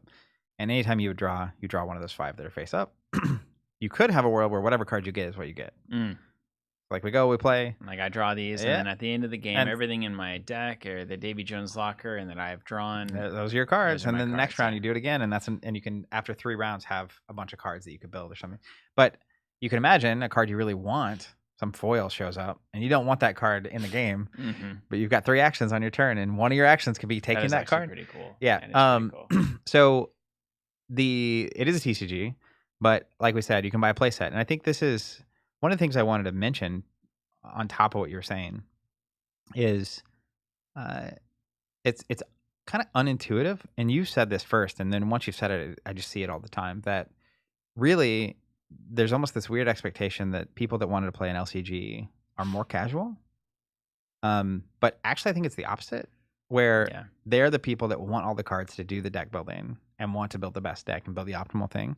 And I think one of the things that's happened is people that played. It was such a unreal experience to play card games in the 90s, in my opinion, and as a kid, because we were limited to what we could buy, and that was very limited. Mm-hmm. And so we were forced into these very weird metas that are local. Yeah. And exploration and seeing, and because where the internet was, you would see new cards a month after the set release. I didn't even know that Vader existed, etc. One of the things I was reminiscing about too is that the question right now, whenever I approach Sorcery, for instance, is what deck do I want to play? And I had not really appreciated how fun it is, even though you don't recognize it at the time, that decision is literally made for you by whatever cards are in your box. So like if I pull the Obi-Wan, I can only build an Obi-Wan deck. Like that is my option. So now I'm hunting for and trading for cards for the Obi-Wan deck. Yeah. It's not like I choose from a list of 20 and then go build it. Yeah. So the reason I want to mention that is I actually think part of what happened is because you would also assume LCGs are for people that don't have as much money. I actually think that's not it at all. I think it's people that are playing the LCG probably actually do have the money most of the time. I'm not saying it's 100%, but or at least it's equivalent, or like it's not actually a factor in the format discussion. I think part of the problem though with like picture Sorcery, right? So we're in a state with the internet, with TCG Player, even if everyone technically has the money to buy whatever cards they want. Suddenly your deck building almost forces you to do that. Like if all you're wanting to do is play a card game and like go back to that 90s version of us playing locally against each other with our limited card pools or whatever. For me to play Sorcery against you, I need a deck that is at least somewhere on your level. Yeah. And if I actually don't enjoy limited or I don't enjoy collecting, my option is, I don't know, spend $500 on singles to try to get a deck that is of the thing. And as you said, I actually have the option of buying whatever I want. Yeah. And so if you're experiencing that, and then all of a sudden someone comes along and says, you can skip all that noise, and for Hub World, for $100, you can just have the playset. And it's like, oh, I would way rather do that. And I'm not into, this isn't me, but it's like, I'm not into collecting. I don't want to sell cards. I don't want to open booster packs. I'm like, I just want to be able to build a deck so I can play against Steven, who is another player of this thing that I want to do. And so what you're saying is basically the constructed formats these days, you can try to massage it, but if you want to be on parity with everyone else playing constructed, you're going to need to buy a full-on, high-quality, high-tier constructed deck. Yeah, and you don't have to buy a playset. Right. But you do need a deck. You need a real constructed deck. A genuine deck. Barring some group that can play under like self-imposed limitations and escalations and all of that.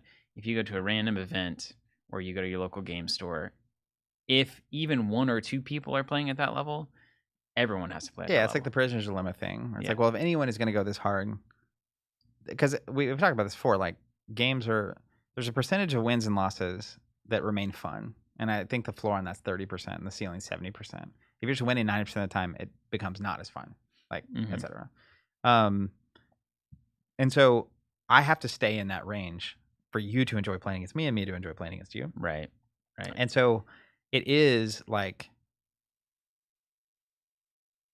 if you're choosing which game to play, and you're just wanting to play the card game, and there is the LCG option to play, I actually don't even think it's like, do you have the money? But it's like, do you find the value enough in it to spend this kind of money on this? And then the answer to that for those specific people is no. I do think there are people that could never afford to spend $700 on a Pokemon deck. Right. Great example. I'm one of them. Yeah. Well, yeah, I was going to say. To be, yeah. But it's like right now, like if I had 3 or 4 friends that played Pokemon, and I wanted to be able to play Pokemon with them, and I wanted my own deck, like, and Pokemon is actually very good at this and has historically been pretty good, where like a competitive deck is usually $200 or $300. Yeah. But now my entry into Pokemon is $200 or $300. Like, and that's the good ones. Like Fab had this problem for a long time with Tunics and Command and Conquer, where if you don't own anything, your floor is like $600 to $900 to have a competitive deck. And that's the most competitive game, and it's supposed to be competitive. It's the whole thing. Anyways. So going to that player and saying $100 for a playset once a year, you could do 9 years of the highest level possible deck building available to you, Mm-hmm. or you could play Fab right now. Yeah. For this I very could moment. give you 9 years of Here Be Monsters play sets, full play sets. You can build anything you want for the entirety of the game. Yeah. Or you could buy a Tunic and some Command and Conquer. I don't know. I'm picturing, and I have my stack of Pokemon cards here, but like when I was a kid, if there had been the playset option, I was genuinely trying to figure out which one would have been a more fun experience, and like would I have saved up to buy the playset for that much money, or would my parents have maybe bought me a playset for Christmas or whatever? Well, but the beautiful thing about us was that we had literally 8+ people who were on the exact same level financially and time wise, and so like everybody was getting the same amount of packs, and nobody had all the cards, and nobody took it to that high enough level where suddenly everybody had to take it there or nobody could compete. Yeah. So I think with Here Be Monsters, and this is new, right? Where it is a TCG. They have booster packs. I think they have an incredible limited format. They're planning on doing the foiling. We have some samples here. They're technically Pokemon cards on the back, just to get the idea of the foiling that they're aiming for. And they have the yellow borders, which do make me feel a certain amount like Pokemon. We'll come back to that feeling in a second. But look at that. It's just, I'm in. So, the playset doesn't have foils, doesn't have the alt arts, on and on it goes, but is an incredible limited format. And the grand theory is essentially, if you allow people to buy a playset, so you answer that thing where it's like, if you don't actually want to do limited or care about the fancy stuff or want to collect or any of that stuff, you have an opt-out button. The real question is that actually a model that can work? That's what I can't wait to find out. Because you're effectively in Flesh and Blood, there is no way to get Command and Conquer other than paying the gold price, right? Like you've got to open the boxes or you got to pay the singles price and get the card. And I don't even know if Command and Conquer is playable anymore. In fact, I think it's a lot less played than it used to be. Yeah. But point of it is, that's just a reality of it. You don't have an opt-out button. And so one way this could go is that giving people the playset option means a lot more people play the game that wouldn't have played the game. In which case, as we've seen with any game, popularity is part of how value gets generated. And so does that make the game successful enough to keep producing the thing that they're producing? But then you also don't, essentially, do you get all the upsides of both models, or do you actually end up with the downsides of both models? Yeah. Is the questions, and which ones come through. But I think the tacit reality of that question is, how many players are spending a lot of money on trading card games to get the play sets and to get the cards they want that otherwise would opt out of that? Yeah. And that gives you a metric of like, actually, how many people are unhappily buying trading card games? Well, and I think that's the more tantalizing part of that equation, because it's how many people are just strictly not getting in at all because they don't have the option. So that's an unknown variable. And then you do have the other side of that, which is how many people are doing it and just not excited about it. Yeah. And if they had an alternative option, they would choose the alternative option. Yeah. And that's what Here Be Monsters potentially is.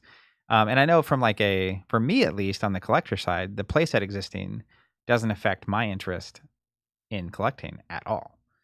Because I look at these foils, and I have my old school pile here of Pokemon the cards. Pokemon cards. There's something else that's really important about this too. Is talk to Carson and Phil quite a bit about this, but another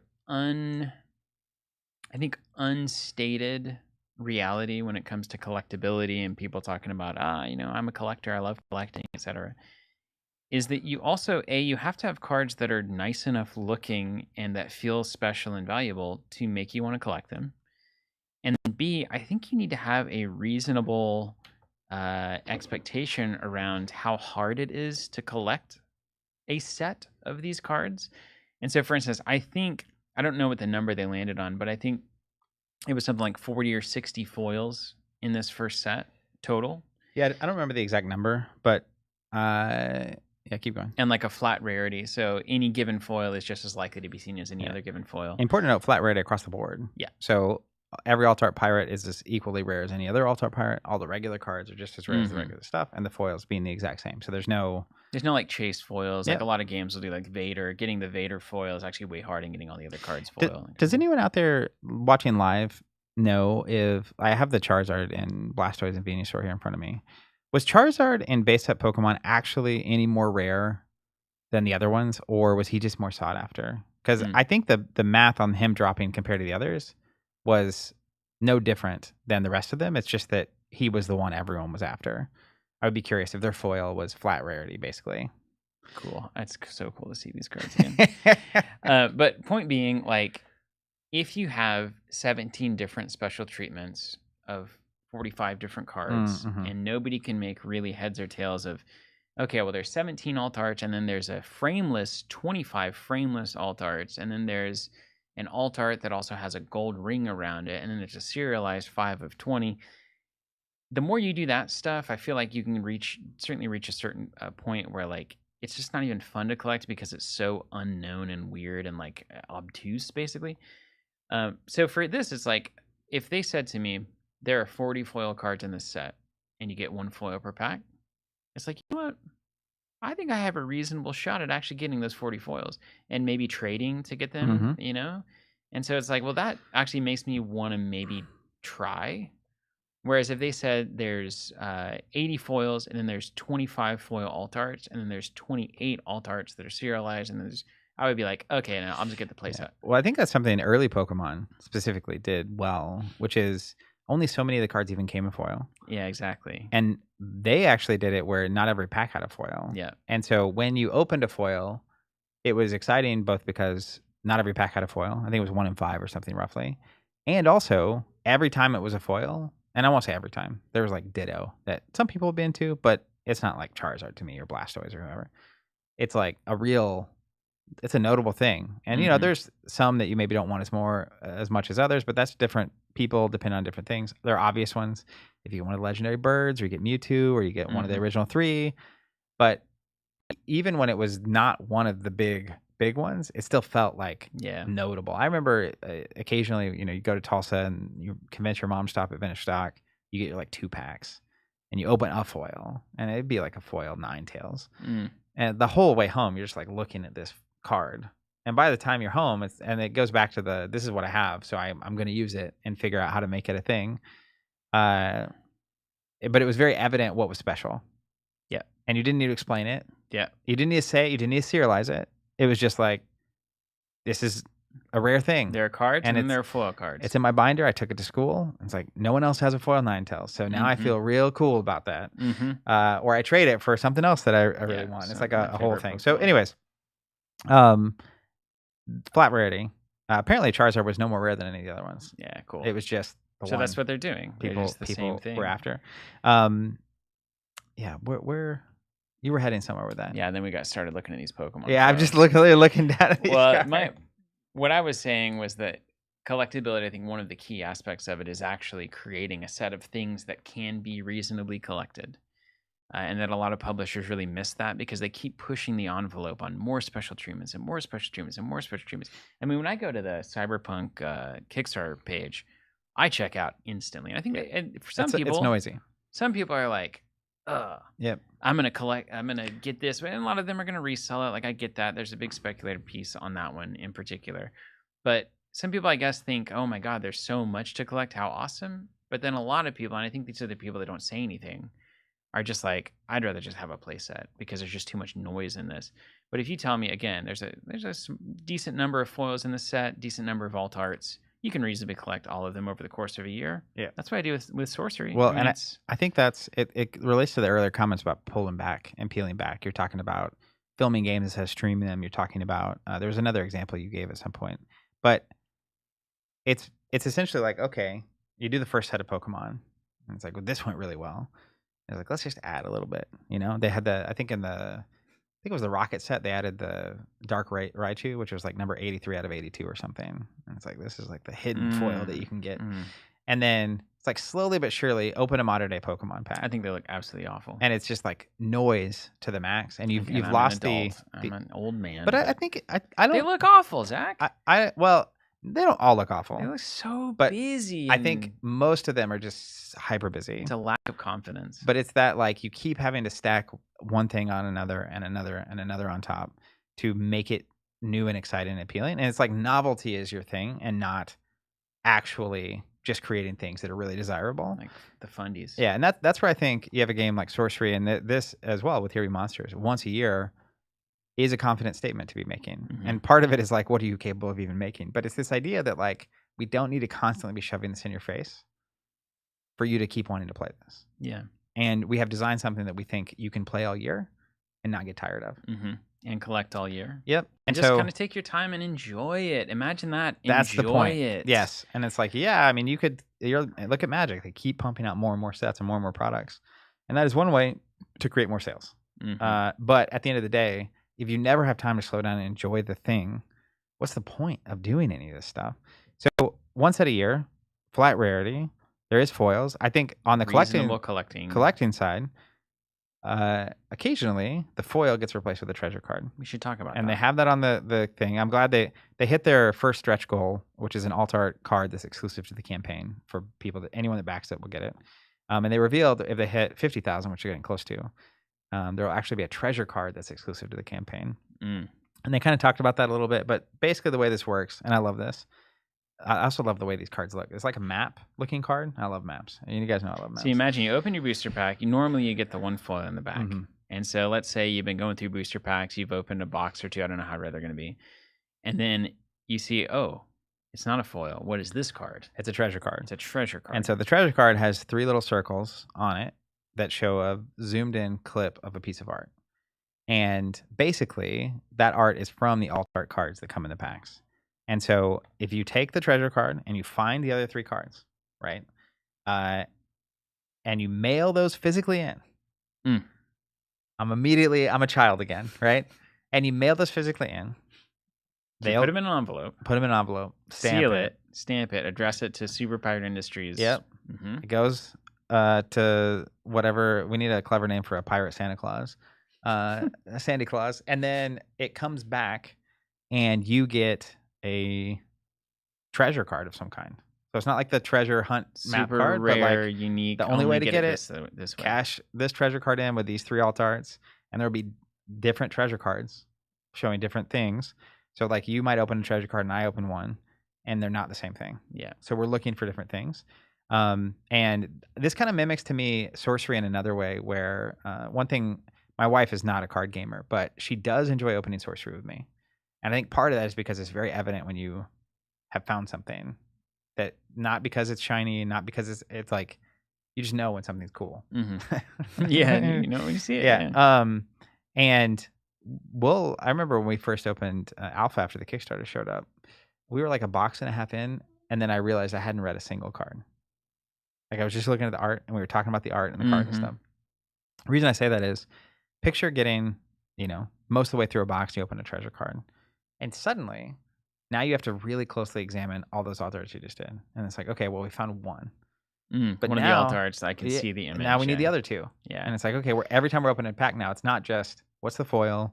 Do I get a treasure card or whatever? It's like, I'm looking for, and you can picture, like if we take some of these Here Be Monsters cards, and let's say this Platypirate.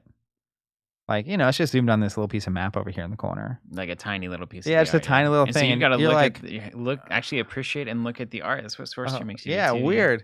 So then you find these things, you mail them in, you get something back. And like those will, I assume, take a little bit of time to be discovered. It's almost like a curio kind of a vibe. People will get a thing that no one's ever seen. I think it'll be pretty hard to get these. Yeah. But it's and these aren't play exclusive. It's just and they've made a strong stance on it. It's like there's not going to be anything you can get that you can't just get in the playset. But it'll be some sort of special treatment or alt art or whatever it is. I assume they'll look really special and fancy, and they call it pieces of 8. So assuming there's 8 different ones. 8 of them maybe in the first set at least. And so it is, to me, it's making collecting actually a part of a game. Like this is a process that you either enjoy or you don't. If you don't, you can just trade the treasure card to someone, or you can do whatever you want with it. But or sell it. I mean, yeah, we've like for me, marketplaces. I love maps. I love treasure hunts. Like, and then I get 2 or 3 of these things cashed in. It's like, There's 8. I'm on a mission now. Like, this is gonna happen. And it reminds me of those comic book cages that you brought, where it's the cards that form a scene. And it's like I don't know if they're gonna do that, but you're collecting a set of something. And it's not just about buy enough boxes to hit the thing. I mean, you're gonna need to find the thing and whatnot, but you got to put effort on top of there's that. just effort. Majorly, it's just effort. It's like, do you actually want this, rather than just kind of mindlessly buying 2 cases and then sorting everything out? And I'm sure sometimes these will get sold. Like the modern TCG experience, right, has been so systematized that new set of FAQ comes out. Before it's out, all the singles are available for sale. Yeah. Because there's this whole ecosystem of people that just open 100, 200 boxes, list their stuff on TCG Player. It's available the day it releases. Whole set is known. There's no but day one when these ship, all of the treasure cards that get cashed in, there's no way for anyone to know what those are. Impossible. Yeah. And I think Phil or Carson saying they're going to send those cards back to you in addition to the fancy card that you have earned. Yeah. So you do get a Pieces of 8 card plus whatever you turned in. So there's TCG with a playset. There's collecting that I think is kind of turning everything on its head. And I think the intent is they have the yellow borders, a foiling style that is akin to that early Pokemon vibe. They both played Pokemon when they were kids, just like us. They've got the iconic character designs on these cards. So it really feels right there. And I think that is, when I said it makes me feel like Pokemon. It has heart, like Pokemon did. It's got that. You're talking about hub world feeling. There's a realness or a weight to it, and like you can see yourself in it. This has the same energy that Pokemon had to me, where I obviously know that like a Cubone is not an actual creature out in the world, but it feels like it's a part of a whole world that actually exists. That's right. And that is how all these characters and art make me feel. Like I'm looking at that Monarch maybe. Yeah, dude, it looks so good. I don't know. That's why if you're watching live, I don't think you can tell. That's why the spoils was so good too. That's why we like the spoils so much. Like there's an energy here, but it also doesn't feel like it's not ripping. No, off. It's an homage. It's like in honor of more than it is a. It reminds me a lot of Sorcery to Magic, where this is capturing that. But the upside, which gets to the next thing I want to talk about, which is shareability, approachability. This is actually a game that I do think kids could play and enjoy. Actually. and not struggle through. Not just say it, but really. Yeah, and it's like as an adult with a kid who might be getting to a game playing age in a few years, could see that actually being a real thing. And one thing that's interesting about that, and it didn't really click to me until you were talking earlier, but one of the problems that most indie card games have is that card games inherently become a lot more valuable when you have people to play with. As compared to like a video game, which most of the time you can, or a movie, like you can technically, I enjoy watching movies with people, but like you can enjoy it by yourself. Yeah. It's a lot harder for a card game to pull off. So this is a different way to solve that problem. Like one way to solve it is get enough players where that's not a problem. But if actually genuinely you can design a game that a spouse or a kid or a friend is willing to play, actually, and have fun, well, now all of a sudden, the person that bought the playset or that buys a single stowaway box and is like, hey, you want to sit down and hang out and just play? You don't need to own anything. We can just play out of this one thing. The amount of people you suddenly can actually play the game with just went through the roof. Like well beyond anything. Yeah, it's crazy, actually. Yeah. Like that is, I love that kind of thinking though, where, naturally you would be like, all right, how do we make sure enough people are playing that you don't have a problem finding people to play with? Or maybe we build an online client where you can play online at any time so that you can, like, if you don't have someone to play, you can do the thing. It's like, well, another approach is just literally, what if you make it so that it's super feasible for me to share this with anybody in my life, actually. And they might enjoy it. And I would, what would a game need to look like for me to consider taking it home for Thanksgiving when I go see my family or whatever? Yeah. And I think that is where this game, and simultaneously, can you create a game? And this is the pocket of design that I think is worth speaking to. And it comes through on the shareability, is like, can you make a game that I could play with my 8-year-old niece or my spouse or my brother, my brothers that don't play card games, that also they will enjoy, that won't be tedious to learn and exhausting, and also I will still enjoy as a card gamer, and that you and I can play it as at card a very gamers. high level, yes, and that it would scratch the same itch that the other TCGs do. And I think that is exactly the design that they have. Yep. Which is, it's weird, subtle. Like you wouldn't put that on the marketing material. Yeah. But I think that is actually that is part of the genius of this. When we talk about perfect indie TCG, you're gonna run into the reality that someone somewhere that really is into this isn't gonna have anyone else around them that's also into it. So can you actually make it where they can play it still, regardless of whether anyone around them is into it in the way that you and I both might get into a game at the same time? And it also means that your friend, spouse, child, etc., has now the opportunity to fall in love with the hobby in a way that they want to get better at the game and they want to change their deck and they start to understand it. Because like we all got there at some point, right? We had to learn. We had to have that basic understanding of what a TCG is. We played, and then we're like, oh my gosh, so wait, if I have these cards, I can do this, and that's really powerful. And then you start to, but it takes the first few touches with a game to even want to pursue it beyond just the okay, I'll just play it with you just to entertain. Like, hey babe, yeah, I mean I'll do that because this is important to you and it's your birthday or whatever. Yeah, I can do that. But to get like to say yes, I can do that, and then to go like, oh, actually, I had a really good time. I would do that again. And it's like I do that again. And you do it the second time, and you're like, okay, so I'm understanding. Like I can bounce my own stuff, and then I can play them on different ships.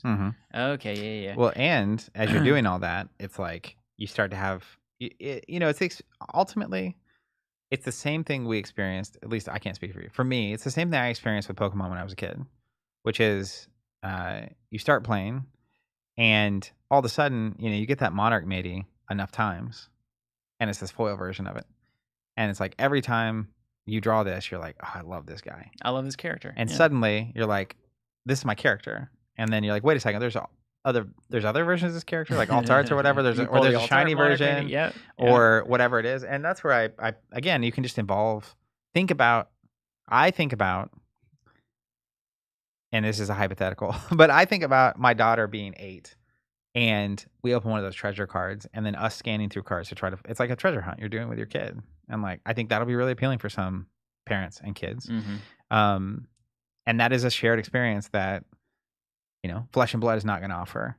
Like I wouldn't even open it with my 7-8-year-old because some of the cards are just like too much. Wouldn't do that with Fab. Wouldn't do that with Sorcery. Wouldn't do that with Warlord. Wouldn't do that. I mean, Alpha Class should be fine, but I don't think.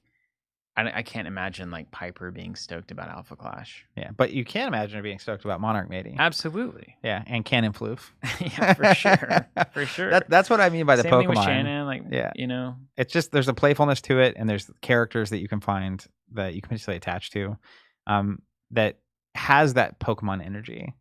Like, and the old school Pokemon game does this so well because from step one, it's like the feeling of getting a pet immediately, and you have to name this creature, and once you personalize something, like you're attached. Yeah. And it's like, okay, so the moment I first get a Charmander, it's like, oh, now isn't it funny how that happens? So with Pokemon, it felt like it was almost instantaneous that we all had our favorite Pokemon. Just instantly. I had the poster of the 150 in my bedroom, and like I loved everything about Pokemon. Oh my gosh. Loved the red blue experience and trading with people at school and battling and all that, linking up the Game Boys. We did the actual like thing that was on all the commercials and all the ideas. Yeah. We actually did it. But what I've found was really fascinating is like even everybody in the office is playing Be Monsters right now, and there's already people talking about their favorite. And like people on Discord are like, this is my favorite character in this game. Well, I like Coconut so much, or like, dude, I'm totally into Cannon Floof or Laser Beer, like I said, or whatever. A strong sign of this is Lindsay, where the lightning round questions came from, digital marketing specialist. Not a card gamer on any by a country mile. But she was taking a lot of photos and videos to put together the ad campaign for Be Monsters. And after spending enough time with this Monarch matey, was like, do we get to keep that? It's like this is I've become attached to this card, and I would like to have it, which is a sign. I love it. So it's like, oh, there's something going on here, and that's really hard to quantify, but you can feel it when you interact with it a certain amount. And I have a feeling, I haven't experienced this yet, but like we've seen this coming through on the Discord because we did the demo decks, which you can still get, by the way. So if you want to check out this game for free, they're on our website, $0 plus shipping. But if you were playing it with an 8-year-old, I think what you would see, and this is what's so hard to capture, and it's easy to get lost in the mechanics of all this and like the model and all the stuff. And it's the qualitative nature of how it feels and like the emotional attachment experience that you're having while you're engaging with this stuff. But I think a test some people could really get into is like hand a stack of cards or a booster pack of your game to a 8-year-old and see how they interact with it. Now, specifically, it matters for this game because I think they're wanting to be playable by 8-year-olds. If you're targeting a 35-year-old who's played card games for 20 years, maybe it's a little different. But even then, at this very particular moment, that person who's now in their 30s who played card games 20 or 30 years ago definitely played Pokemon and will have an emotional response to this style of card with this style of foiling. Yeah, it's very true. So it kind of naturally puts you in this brain space and it makes you feel like a kid again. Well, and then naturally, I think the other thing, the last thing worth mentioning here, and this is not something that necessarily needs to be emulated in the perfect indie TCG discussion. There's all sorts of incredible game systems that can be generated and have been and will continue to be. But one of the things that is so good about the system is, of course, the tactical depth. And it's hard to not have that kind of rote response of like easy to learn, hard to master. Everybody says that.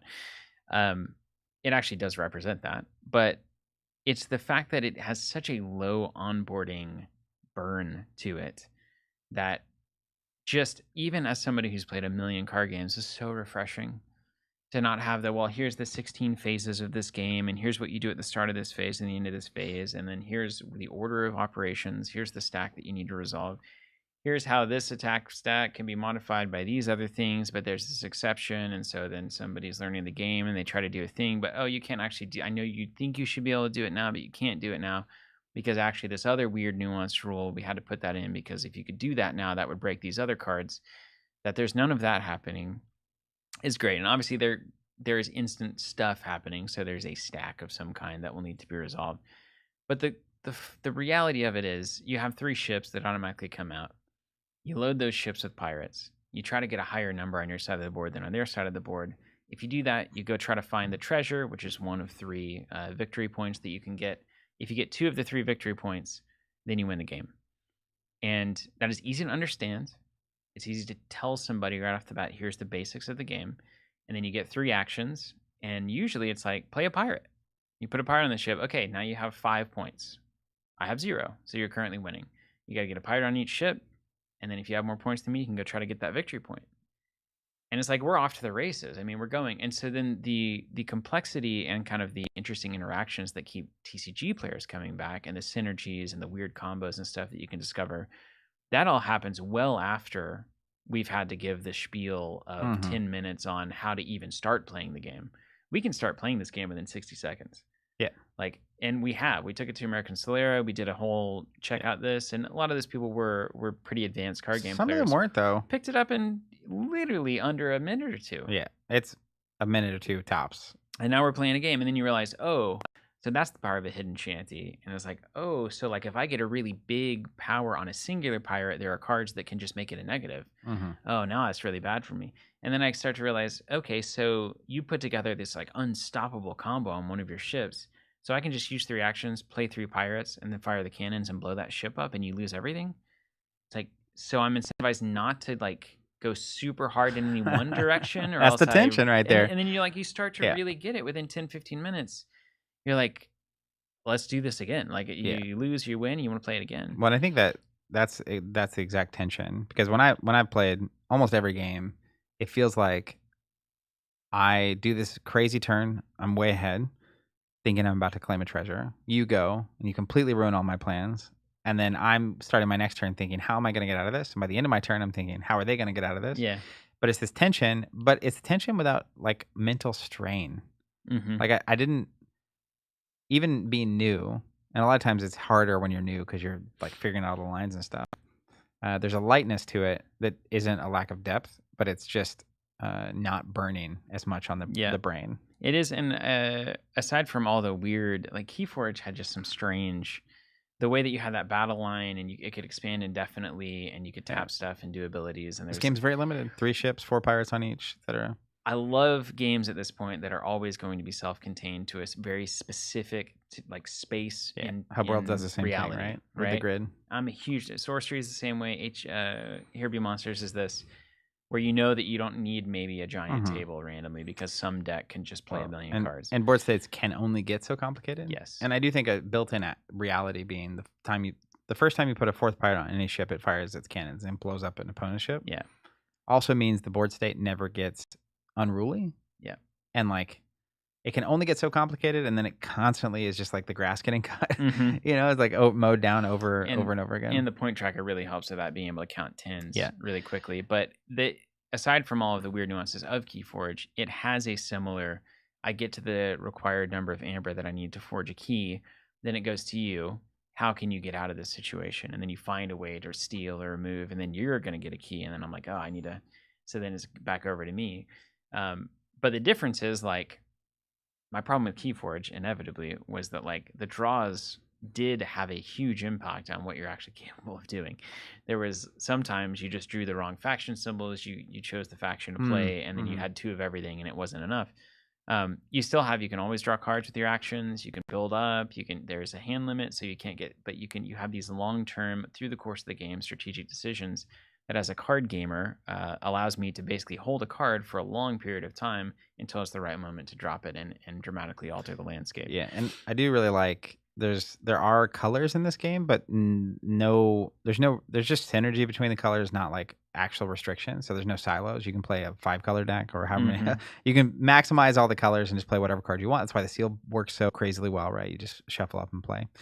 But there's also one of my maybe only real critique of Keyforge was the sense of I always win on my opponent's turn. Yeah.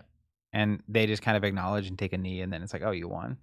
And this game can feel similar because I know whether or not I can stop you. And then it goes to your turn, and you spend your 3 actions to claim a treasure. However, the hidden shanty thing in this game means you can at least bluff the idea that you could stop them from winning. And actually, if you try to take the shot, claim a treasure and flip a hidden shanty, which is like instant speed, and I end up with more power than you were trying to claim a treasure, you spend your whole turn for me to score the point. Yeah. Which is crazy. Because Bobby Hill got the Dillo territory. Yeah, you got to really know you're going to win when you go for it. And so actually it goes over to your turn, and you still have to do I'm going to use 3 orders to do the thing. So you score on your turn, period. Because it is possible, as long as they have a hidden shanty, hypothetically, they could switch it and they get the treasure. Yeah. And so I think that actually does a really good job of creating that tension of I send the shot back to you and you have a turn to stop me. That's a good feeling. But in Keyforge, if you can't stop me, you just take the knee and it's over. In this, you can literally play 2 pirates and then put a face down card, and then I still have to take the shot. Yeah, you still have to take the shot. And I was finding this when Evan and I were playing.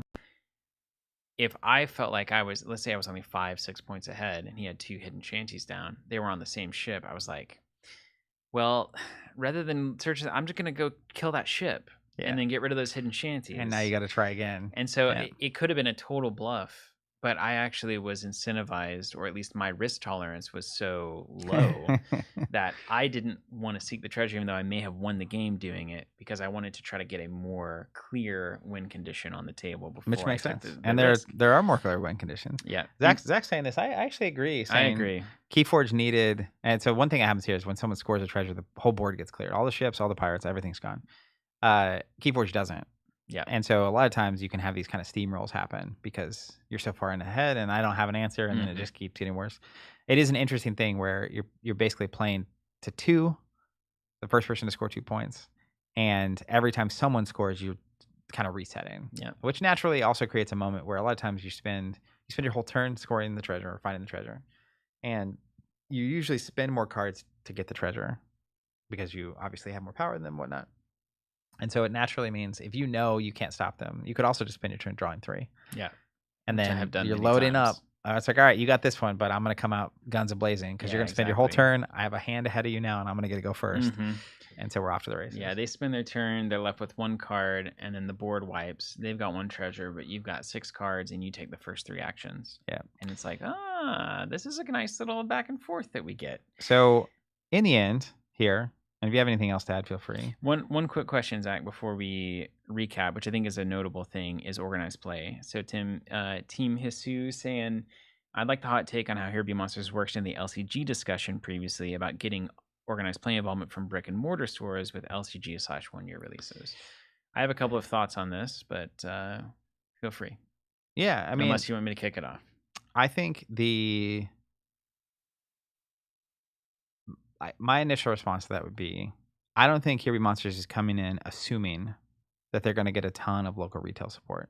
Mm-hmm. But I think that they have reasons to make it where local stores, even beyond actual genuine organized play support, which they have planned, it becomes more interesting for local game stores. One of them is the playset product. So for stores that are lean more board game, to me, the playset product is kind of like a board game. Mm-hmm. Like you get the whole thing. It's presumably you could use this as a draft cube, kind of like Hub World. You can have pre-con decks in there. People can do their thing. The other one is that you have booster packs. Right. So you can have sealed events, you can have draft events, you can have prize packs. You actually have that going on. You have booster boxes. And so I think an indie TCG that has once a year release isn't ever going to be the bread and butter of a game store. But Sorcery is showing that it can work. And there are a lot of stores that are continuing to support, host events, buy product, etc. It's just not going to be the only thing going on. And so the real thing to me from a local retail perspective is this a product that will uniquely serve people who are not currently being served? And that is where if you're trying to get Magic players to leave Magic or Pokemon players to leave Pokemon for this game, that's not super appealing for stores that have established communities for those things. Because there's a ton of products, a ton of revenue, it's easy, you have a big community for it. But I think this game will potentially be something that a lot of people would want to engage with that aren't currently engaging with those things. And whether or not it's a unique enough combination to get local retail to care, I don't know. But I would be surprised if there's not some amount of local retailers who are very excited about this. Absolutely. There always are. Yeah. I mean, so like you said, it solves a lot of the traditional problems in that retailers have something that they can always sell to players for this game. They have something they can always give out for easy price support. They can also just only stock the booster boxes. Yep. And a lot of the player base won't even know that they've got playsets available. That's a fine thing that you can do. You've also got the ability, like you said, to just stock the playsets, which is nice. So if you do have kind of an LCG night or whatever, if you've got a player base that came off of the FFG LCGs, you can pitch it that way. You could even, if I'm a retail store, I might say like, maybe I want to try to onboard people into Pokemon with this game. Mm-hmm. Maybe this is like, this is a cool little offshoot that would both appeal to a Pokemon audience, but also would be a way to get players who are not currently playing Pokemon to kind of like, maybe get involved, get interested, and then maybe you can play both. Maybe you just move on to Pokemon, that kind of thing. I do think it's also the kind of game that if you have a thriving Pokemon player base, it's very easy to imagine most of those players buying the one set a year. Yeah. Like a couple of booster boxes once a year, and they have a little fun event and some side stuff going on, and they have this as a side game that they play when they're not playing Pokemon. Well, important to know, another reality is the supply Pokemon problem. Yeah. Which is like, I have two nephews and a niece who are really into Pokemon card game, collecting, playing, etc. The nephews go play in a Friday night tournament every night, every Friday for Pokemon. And they just can't get product. Yeah. Like nowhere. And so, I mean, another answer here is you can get this product, presumably, and hopefully you might even like the game a lot more. Yeah. Well, that's the real long tail here. You might love this. May be half of the Pokemon player base maybe would rather be playing this than Pokemon. Maybe 95% would rather be playing this game than Pokemon. Yeah. So if you can just get enough of those people to notice it and to try it, I think you would have a tremendous success at that level with that audience. Yeah. I think also the final and most important thing, I think you said it at the very beginning, is like, they don't need the local game store to support this. If they have successfully been able to translate a game like this to spouses, kids, and family and friends that don't really engage with this hobby at all, then they will have succeeded beyond their wildest dreams. Yeah. Because let me tell you, also, this goes back to pulling it back.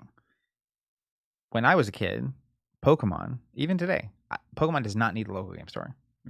I'm not saying the local game store doesn't provide value. Right. But I don't think that they needed it then, because I was going to get wherever I needed to go to get Pokemon cards. Right. Sometimes it was Toys R Us. Sometimes it was vintage stock. Sometimes it was a game store. Sometimes it was eventually the movie barn. My uncle's stocking it. Yeah. I mean, I remember my dad was a real estate appraiser, and he would occasionally be like, we're going around this Saturday to take pictures of these houses that we need to do, and I need help. So you get roped into that.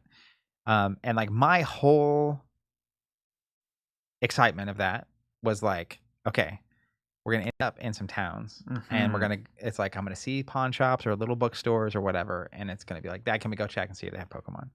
And he would inevitably buy me like a couple packs of Pokemon if we found them somewhere. Sometimes you wouldn't find them. Again, treasure hunting is just built into my bones. Yeah. But it was like real life. It's like finding the packs was the treasure hunt. Yeah, it was crazy. So true. And then you go along for the boring like house picture stuff, and it's like I have these 10 cards that I open, and you're just like looking at them the whole time and studying them and stuff. Anyways, so if it goes back to the sorcery thing too, if the experience and the product and the game is good enough in whatever metric you want to measure it, all the other stuff's just noise. And if it can get out to enough people, with the awareness, you have to have enough. But again, if you have 1,000 people that are interested in this, they get it, and it is actually as shareable as it's claiming to be, which I think it is very shareable, and people really enjoy it, there's an inevitability to it. Because like right now, Pokemon is just very in demand, and there's no no stopping it, right? And in 1998, 99, when this was happening, there was nothing like it, and there was nothing that was going to stop that freight train. Like they had enough people with enough interest, and it was off to the races. So again, I think it's not even, the goal isn't how do you take over Pokemon, but is there a space? And I think this is really the answer. Maybe it is the perfect indie TCG, maybe it's not. What's incredible to me about Be Monsters is they found a way, in my opinion, to position themselves as a game, as a product, as a experience so uniquely. And the game is fresh, but the approach is, it's not common that you see someone come in with such a fresh take on, and it reminds me a lot of the way I felt about sorcery, where it's a completely different approach. It's just fundamentals. It is fundamentals. Completely different approach though, and a lot of it tied to it together makes sense. And it's very counterintuitive for common wisdom. Like you don't do one set a year, you don't do flat rarity, you don't do play sets with a collectible card game, you don't do this, you don't do that.